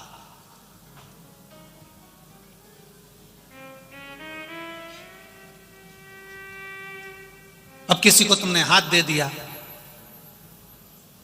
देखना जरा मेरे भाग्य में क्या लिखा है। अब जो लिखकर भेज दिया, जो उसने रचा वो यहां लिखा, और लिखकर अगर भेज दिया तो कोई उसको बदल सकता है क्या? जम के तो बोलो नहीं। उससे कहा तुम बदल के बताओ, तो वो फिर अंदर से चक्कू लाएगा, फिर इधर से रेखा काट के इधर से चक्कू से खींच देगा, या इधर से काटेगा इधर से खींच देगा। नहीं हो सकता। भाग्य उसने लिखा है, तो भाग्य बनाने वाले ने अगर भाग्य बनाया है और उसमें अगर दुख लिख दिया है, तो उसको दुख को मिटाने वाला कोई दूसरा नहीं होगा। आपका कर्म आपको भोगना है। इसलिए भजन के बल को बढ़ाना और अपनी मेहनत को बढ़ाना, अपने कर्म को बढ़ाना, अपनी व्यापार व्यवसाय कर्म जो कर रहे हो उस कर्म को बढ़ाना। जितनी मेहनत रोज करते थे उससे दुगनी मेहनत चालू कर दो और भगवान पर विश्वास चालू कर दो, तो अपने आप तुम्हारे भाग्य की रेखा बदलना प्रारंभ हो जाएगी, अपने आप बदल। किसी की सामर्थ्य तो नहीं है कि आपके भाग्य को बदल दे, भाग्य आपका अपने को बदलना पड़ेगा। भगवान कृष्ण गीता जी में कहते हैं, भगवान शंकर माता पार्वती जी से कहते हैं, भगवान राम लक्ष्मण जी से कहते हैं, लंकाधिपति रावण मंदोदरी से कहते हैं, और भगवान कृष्ण अपनी संपूर्ण रानियों से कहते हैं कि कर्म की प्रधानता है। आप जितनी मेहनत करेंगे, आप जितना कर्म करेंगे, उस कर्म के अनुसार परमात्मा पर विश्वास रखकर आप अगर कुछ कर्म में आगे बढ़े हो तो उसमें फल जरूर मिलेगा, ये निश्चित हो जाता है, वो प्राप्त जरूर हो।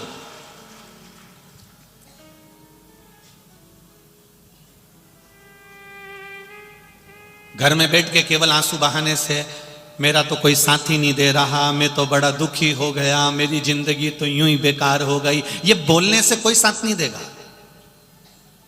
ये कहने से कोई तुम्हारा पक्ष नहीं लेगा।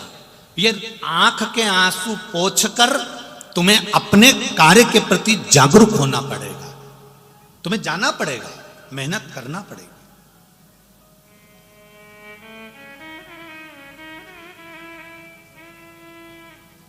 ऐसा कोई व्यक्ति नहीं जिसको भगवान ने यूं ही साधारणता में जन्म दे दिया। आपको पहले भी कथा में कहा था, अपने कमरे में माताएं सब अच्छी चीज रखती हैं, वो बेकार अटाला अपने घर में, अपने कमरे में, अटाला अपने कमरे में नहीं रखती है। उसी तरह परमात्मा भी अपनी पृथ्वी पर अटाला नहीं रखते हैं, परमात्मा भी छाट छाट कर अच्छों को अपने साथ में रखते हैं।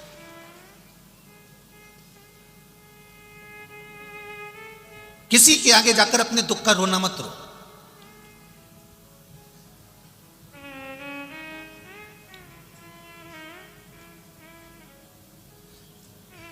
इस व्यासपीठ से आज तक आप लोगों से यह नहीं कहा गया होगा कि आप अपना दुख बताओ और आप दुख बताओ और हम आपका कोई समाधान कर दें। बोला कभी ऐसा कि आप माइक पकड़ो और अपना दुख बताओ कि मैं इस चीज से दुखी हूं और गुरुजी कोई उपाय बता दो? तो अगर आपको माइक पकड़ा कर कहें कि आप अपना दुख बताओ और हम उसका उपाय बताएं, तो हमारा भी तो जीवन में यह मनुष्य का शरीर है, हम पर भी कोई दुख होगा, फिर हम किसके पास जाकर कहें कि हमारा कोई उपाय बता दो? दुनिया में अपने कर्म को स्वयं काटना पड़ेगा। राम जी वन क्यों गए? सीता जी का हरण क्यों हुआ? मां जानकी को वन वन क्यों रहना पड़ा?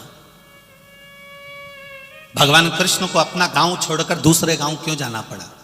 दूसरा गांव जाने के बाद भी छोड़कर द्वारका क्यों जाना पड़ा? जब वो परमात्मा थे तो फिर क्यों रहे? उनको भी तो अपने कर्म का भोग भोगना ही पड़ा। हम पहले भी कथा में कहते हैं, भगवान से नहीं डरना, मत डरो। वेद और पुराण से नहीं डरना, मत डरो। धर्म और शास्त्रों से नहीं डरना, मत डरो। संत साधु से नहीं डरना, मत डरो। माता पिता से नहीं डरना, मत डरो। घर के बुजुर्गों से नहीं डरना, मत डरो। पर इतना याद रखना, अपने कर्म से जरूर डरना, क्योंकि कर्म का भोग तो परमात्मा को भी भोगना पड़ता है। राम जी ने छुप कर मारा था उस बाली को, कृष्ण अवतार में उस बाली ने छुप कर मारा था भगवान कृष्ण के चरण में। सीता जी ने एक चिड़िया कैद में रखी, माता जानकी को कैद में रहना पड़ा। ये कर्म का भोग है जो मनुष्य को भोगना ही है। अपने कर्म को स्वयं काटना। आप अगर पड़ोसी के यहाँ जाकर कह भी दोगे, आप किसी से जाकर बोल भी दोगे कि मुझे ये दुख है, आप किसी से जाकर कह दोगे कि मुझे ये तकलीफ है, तो क्या वो तकलीफ मिटा देगा? अरे बोलो तो जम के, नहीं मिटाएगा। कहीं कहीं का तुम्हारे पास में आकर कह दे, मेरे पास में ऐसी भभूति है, ऐसी बेल है, ऐसा सामान है कि मैं तेरा दुख मिटा दूंगा, मैं तेरी तकलीफ मिटा दूंगा, तो चक्कर में मत आओ। ये दुख तकलीफ स्वयं को मिटाना पड़ेगी। और स्वयं कैसे मिटाओगे? कर्म को कर कर, मेहनत को कर कर, और भगवान शंकर की भक्ति पर विश्वास रखकर जब तुम आगे बढ़ोगे तो अपने आप कर्म के करते करते आपका दुख मिटता चले जाएगा। स्वयं को मिटाना। किसी को कह भी दोगे ना कि मुझे दुख है, वो आपका दुख नहीं मिटाएगा। चलो एक प्रैक्टिकल करके देख लो। अपनी पड़ोसन से जाकर कहना, जिसको तुम अपनी सारी बात बताती हो, जिस रिश्तेदार को तुम अपनी सारी बात बताते हो, उस रिश्तेदार से एक बार 1-2 महीने बाद जाकर कहना, मुझे 10 लाख रुपए की जरूरत है, तू दे दे।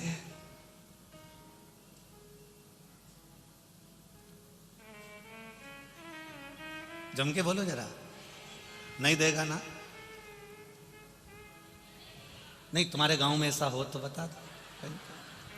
बोलो रे, देगा कोई? नहीं देगा। अब तुमने इतनी सारी बात उसको क्यों फिर बताई? मेरे घर में ये तकलीफ है, मेरे घर में वो तकलीफ है, मेरे घर में ये दुख है, मेरे घर में वो दुख है। जब वो तुमको तुम्हारी दुख की घड़ी में 10 लाख नहीं दे सकता, 10 लाख तो जाने दे 10,000 नहीं दे सकता, तो फिर अपनी बात कहकर अपना मन उसके सम्मुख में क्यों खोलते हो? जो देने वाला है मेरा देव अधिदेव महादेव, उसके पास जाकर अपनी बात रख दीजिए। आप उसके पास जाकर कहो, भोलेनाथ तेरे दरबार से कोई खाली नहीं गया, तेरी चौखट से कोई खाली नहीं गया। 2022 जाने वाला है मेरे भोलेनाथ, 2023 आने वाला है। मेरे बाबा ऐसी कृपा करना। हम जानते हैं कि 22 के बाद में 23 आने वाला है। 22 जैसा भी गया आपकी कृपा से गया, पर मेरा विश्वास जितना अभी आपके चरणों में है, 2023 में उससे ज्यादा विश्वास आपके चरणों में हो जाए। मेरा विश्वास आपके चरणों में उससे ज्यादा हो जाए। सर्वे भवन्तु सुखिनः।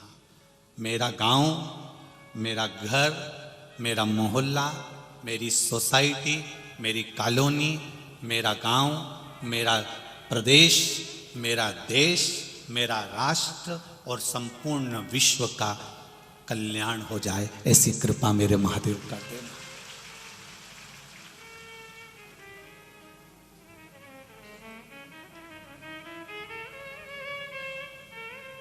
नया वर्ष, नूतन वर्ष 2023, वैसे तो हम लोग तो सनातनी भावों में संवत को मानते हैं, पर आज के नवयुवक बच्चे लोगों को इसी से एक बदलाव लगता है, इसलिए कहना चाहेंगे नए वर्ष की शुरुआत किसी होटल में नहीं, किसी नशे से नहीं, नए वर्ष की शुरुआत मेरे महादेव के चरणों से करिएगा। मेरे महादेव के चरणों से करिएगा। 31 के दिन भी 1 लोटा जल, और जब अगला दिन आ जाए तो भी 1 लोटा जल।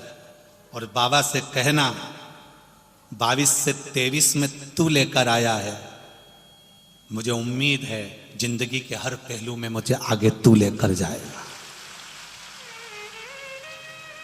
अपने विश्वास को दृढ़ करें, अपने भरोसे को दृढ़ करें। हर किसी के सामने अपनी बात को नहीं कहना।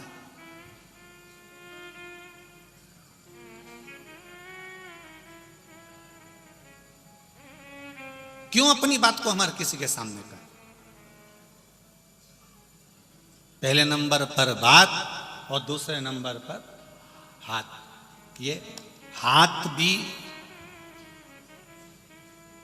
हर किसी को मत दे देना। मेरी बेटियों से सबसे ज्यादा निवेदन है, सबसे ज्यादा निवेदन है मेरी बेटियों से। इस हाथ को एड़े तेड़े नत्थु खेरे के हाथ में मत दे देना। ये तुम्हारे जीवन का, जो पिता बेटी का कन्यादान करता है, उस पिता की पूंजी है बेटी का हस्त कमल। हर किसी को नहीं दिया जाता। जरा सा बॉडी शॉडी बना ली, जरा सी गाड़ी घोड़ा ले आया, 2-4 बार तुमको चाउमीन खिलाने ले गया, और तुमने अपना हाथ उसके हाथ में दे दिया। बहुत सोचिए। बात भी किसी के सम्मुख में मत कहो और हाथ भी किसी के सम्मुख में मत दो। बात भी मेरे शंकर के पास जाए और ये हाथ भी, इसमें बहुत सी रेखाएं उल्टी सीधी होती है। हो सकता है हमारे भाग्य में कहीं दुख लिखा हो, कष्ट लिखा हो। तो जब जब मंदिर में जाओ, शंकर के मंदिर में जाओ, तो जल चढ़ाकर शिव जी के जल को हाथ में झेल लो। और राम कृष्ण के मंदिर में जाओ, दत्त के मंदिर में जाओ, तो पंडित जी, संत, गुरु, साधु आपके हाथ में चरणामृत दे, तो इस हाथ को आगे कर दो। क्यों? चरणामृत का जल, शंकर भगवान का चढ़ा हुआ जल, गुरु जी के हाथ का प्रसाद, परमात्मा के हाथ का जल जब हमारे हाथ में आएगा, तो रेखा कितनी भी उल्टी हो वो सीधी होती चली जाती। तुम मंदिर में जाओ, तुम्हारे यहाँ भी बहुत सारे मंदिर हैं, लक्ष्मी नारायण का मंदिर होगा, वेंकटेश भगवान का मंदिर होगा, दत्त मंदिर होगा, राम जी का मंदिर होगा, कृष्ण भगवान का मंदिर होगा, गुरु जी का मंदिर होगा, शंकर जी का मंदिर होगा। उस मंदिर में जाना, पंडित जी आसन लगा के बैठ जाते हैं, बोलो सही है कि गलत है? और वो एक पंच पात्र से तुमको देते कि नहीं देते चरणों तक? अरे बोलो तो जम के देते हैं। पंडित जी ने कभी तुमसे यह किया मुंडा फाड़ो, और पंडित जी ने कहा लो मैं तुम्हारे मुंह में डाल देता हूं? बोला कभी ऐसा? नहीं। उन्होंने एक बात जरूर की, हाथ आगे करो। बोला कि नहीं बोला? हाथ आगे करो। पंडित जी क्यों बोल रहे हैं कि हाथ आगे करो? पंडित जी कह रहे हैं हाथ आगे करो, और वो हाथ इसलिए आगे करो क्योंकि हाथ आगे कर कर जब तुम भगवान का चरणामृत प्रसाद इस हाथ में लेते हो तो हाथ की उल्टी रेखाएं अपने आप सीधी होना चालू हो जाती हैं। हाथ आगे करो, और वो हाथ परमात्मा की सेवा में आगे करना, परमात्मा की भक्ति में आगे करना।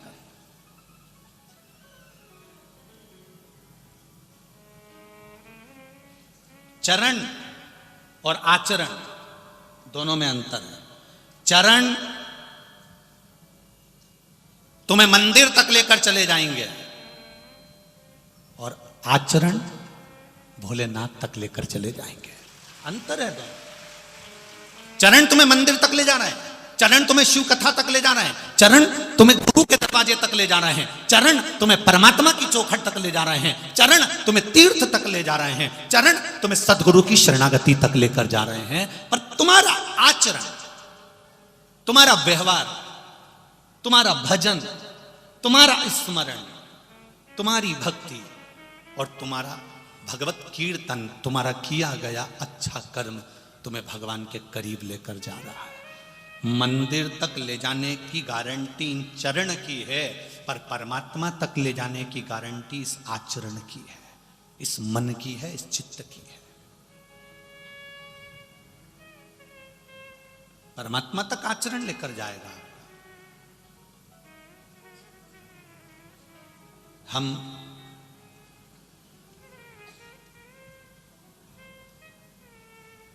एक बात अपने जीवन में ध्यान में रखें आप, हमारा जो मनुष्य का जो देह होता है, मानव का जो शरीर होता है, ये बड़ा विचित्र शरीर होता है।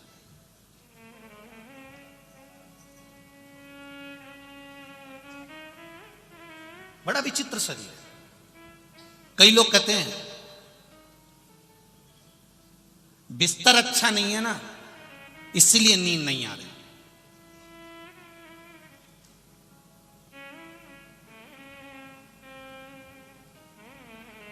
मैं आप सबसे पूछना चाहता हूं, जितने भी लोग आस्था चैनल पर कथा सुन रहे हैं, और जितने लोग फेसबुक यूट्यूब पर कथा सुन रहे हैं, और जितने लोग यहां बैठकर कथा सुन रहे हैं, बिस्तर से, गादी तकिए से, डनलप के गद्दे से, फोम के गद्दे से, रुई के गद्दे से, कपास के गद्दे से, या बहुत सुंदर मखमल के गद्दे से कभी नींद आती है क्या?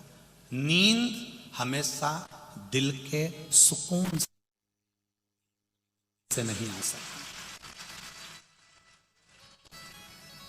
हम गद्दे में नींद ढूंढ रहे हैं, हम गोदड़ी में नींद ढूंढ रहे हैं, हम कम्बल में, रजाई में नींद ढूंढ रहे हैं। वो नींद गादी में नहीं आ सकती। कोई डनलप का गद्दा, इतने सारे लोग बैठे हैं, इसमें से किसी किसी के घर में तो इतना मोटा भी गद्दा होगा, इतना जोरदार होगा, एसी भी लगा होगा, डनलप का गद्दा भी होगा, सोफा भी होगा, सब कुछ होगा, उसके घर में सारा सुख होगा। पर पूछो, रात को 12-12 बजे तक नींद नहीं आती, करवट बदलते रहो, नींद ही नहीं आ रही है। फिर पत्नी पति से कह रही मुझे नींद नहीं आ रही, ना जान। पति बोले, कभी कभी पति बोल देता है मुझे नींद नहीं आ रही, एसी बढ़ाया, एसी डाउन करा, पानी पी लो, पानी पिया, गोली खाई तो भी नहीं आई, रात के 3 बजे फिर उठ के बैठ गया। आखिर नींद क्यों नहीं आ रही? क्योंकि हमने गद्दा तो बड़ा ले लिया, हमने गद्दा तो मोटा बना लिया, हमने एसी भी लगवा लिया, पर इस दिल को महादेव से नहीं जोड़ पाए, इसलिए वो नींद चली गई। सुकून मिलता है सच्चा सुख केवल भगवान तुम्हारे, बोलो बोलो जम के बोलो, चरणों में सुकून मिलता है। सुकून। तुम यहां देखो, रात को कोई आए हो तो यहां पर कभी दर्शन करना, रात के लोग जो रुकते हैं उनको, कम्बल पे सो रहे हैं, कारपेट पे सो रहे हैं, गद्दे पे सो रहे हैं, रात भर भजन चलता है, 11, 12, 1 बजे तक लोग नाचते रहते, कूदते रहते, भजन करते रहते। और सवेरे फिर कितने घंटे की नींद लेते होंगे इस कथा में, कितने घंटे की, ये बैठने वालों से पूछना कभी। 2 घंटा चैन की नींद सो गए तो सो गए होंगे, नहीं तो भगवान की भक्ति में ऐसे डूबे रहते, ऐसे डूबे रहते, उनका भजन चलता रहता, भजन। सवेरे उठे, तैयार हुए, फिर बैठ गए, शाम हुई, फिर अपने काम में लग गए और भजन करने में लग गए। और वो नींद जो 2 घंटे की लेते हैं, वो इतनी सुकून की नींद लेते हैं कि उनको ये मालूम ही नहीं पड़ता कि डनलप के गद्दे पे सो रहे हैं कि गोदड़ी पर सो रहे हैं। सुकून, उनको ये मालूम है बैठा है।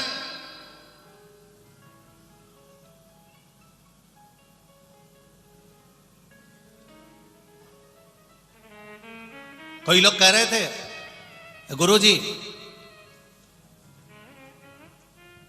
कई बार कथा में नींद क्यों आती है,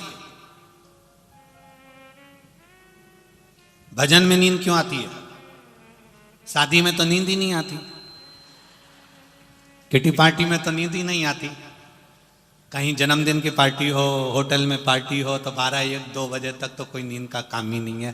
पर हम तो दिन में कथा में बैठे 2 बजे तो भी कभी कभी आंख में झपकिया, कभी कभी झपकिया जाता है। गुरु जी क्यों ऐसा होता है?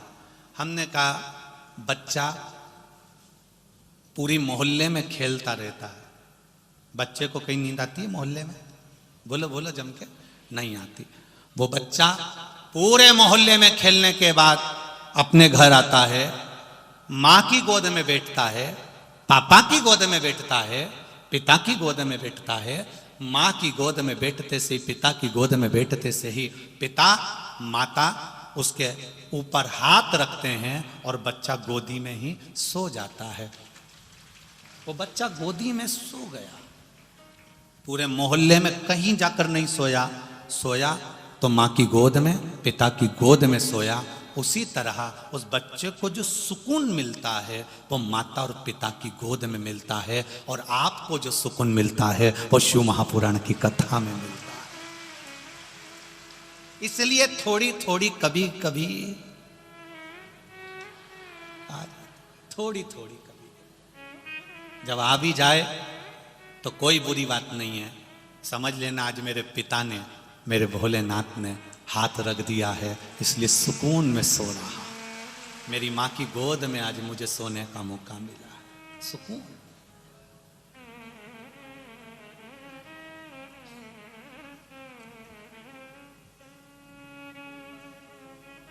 भक्ति में जो बल है, सुकून जहां मिलेगा। गादी बहुत मोटी है, गद्दा बहुत मोटा है, डनलप का गद्दा भी लगा है, एसी का रूम भी है, खाने के लिए बादाम भी रखी है। रात को सोए जब इतना बड़ा गिलास भर के दूध भी पी गए, कैसा था? 2-4 और लड्डू खा गए, पेट भर के खाना खाया, फिर भी नींद गायब है। वो नींद गई कहां है? तो कहा गादी से या तकिए से नींद नहीं आती, नींद हमेशा सुकून से आती है। जब हृदय, दिल, मन, चित्त जब परमात्मा में लगा कर बैठोगे तब भगवान भी कहेगा ये मेरा हो गया, मैं तेरा हो गया। तुमने सारी चिंता, पूरी की पूरी चिंता परमात्मा को सौंप दी तो फिर चैन की नींद सो गए आनंद से। अभी आप चैन की नींद नहीं सो पाते हो क्योंकि तुम्हें चिंता लगी है, टेंशन लगा है, मन लगा हुआ है तुम्हारा परिवार में, कुटुंब में। जिस दिन तुमने सोच लिया घर महादेव का, परिवार महादेव का, हम महादेव के, जमीन महादेव की, घर, परिवार, कुटुंब, कबीला सब महादेव का है। जब तुमने अपना मानना छोड़ दिया तो वो संभाले। परंतु जब तक हमारे भीतर आसक्ति है, एक कई माताएं, ये देखना है, मालेगांव की भी माताओं को देख लेना तुम, और चाहो तो जालना की, मालेगांव की, चलकरेंजी की, सोलापुर की, धुलिया की, तुम चाहो तो मध्य प्रदेश की एक एक जगह की, गुजरात की, चाहे हो कहीं की भी माताओं को देख लेना। ये कभी कभी अकड़ में क्या देती है, वो तो मैं जिंदा हूं इसलिए घर चल रहा है, जिस दिन मर गई आटे दाल का भाव मालूम पड़ जाएगा। ये कभी कभी अकड़ में कह देती है मैं जिंदा हूं तो घर चल रहा है, जिस दिन मर गई ना आटे दाल का भाव मालूम पड़ जाएगा। तो जो इतनी अकड़ में कहे तो उससे कह दो आधा घंटा मरी जा मर जा, आधा घंटा मरीज जा, उससे क्या होगा? नहीं मर तू तो आधा घंटा मर जा। तुम्हें लगता है कि मैं दुकान चला रहा हूं, मैं घर चला रहा हूं, मैं परिवार चला रहा हूं, मैं रिश्तेदारी निभा रहा हूं, मैं कर रहा हूं, परंतु इस सोच में मत रहना कि तुम कुछ कर रहे हो, वो तो मेरा महादेव इस शरीर से करा रहा है, तो तुम कर रहे हो। जिस दिन तुमने सोच लिया कि मैं कर रहा हूं, एक छोटी सी उंगली मेरा महादेव जरा सी हिलाता है और वहां से पवन चलती है, हवा चलती है, शरीर में लग जाती है, उसकी उंगली हिलती है तो हमारा पूरा शरीर हिलना बंद कर देता है। तब बता दुकान पे बैठ के जब शरीर नहीं हिले, तब चल के बता, तब जाके बता कि मैं करता हूं, मैं दुकान चलाता हूं, मैं करता हूं, मैं कर रहा हूं, मैं कर रहा हूं। अरे भाई तुम नहीं कर रहे, जिसने जन्म दिया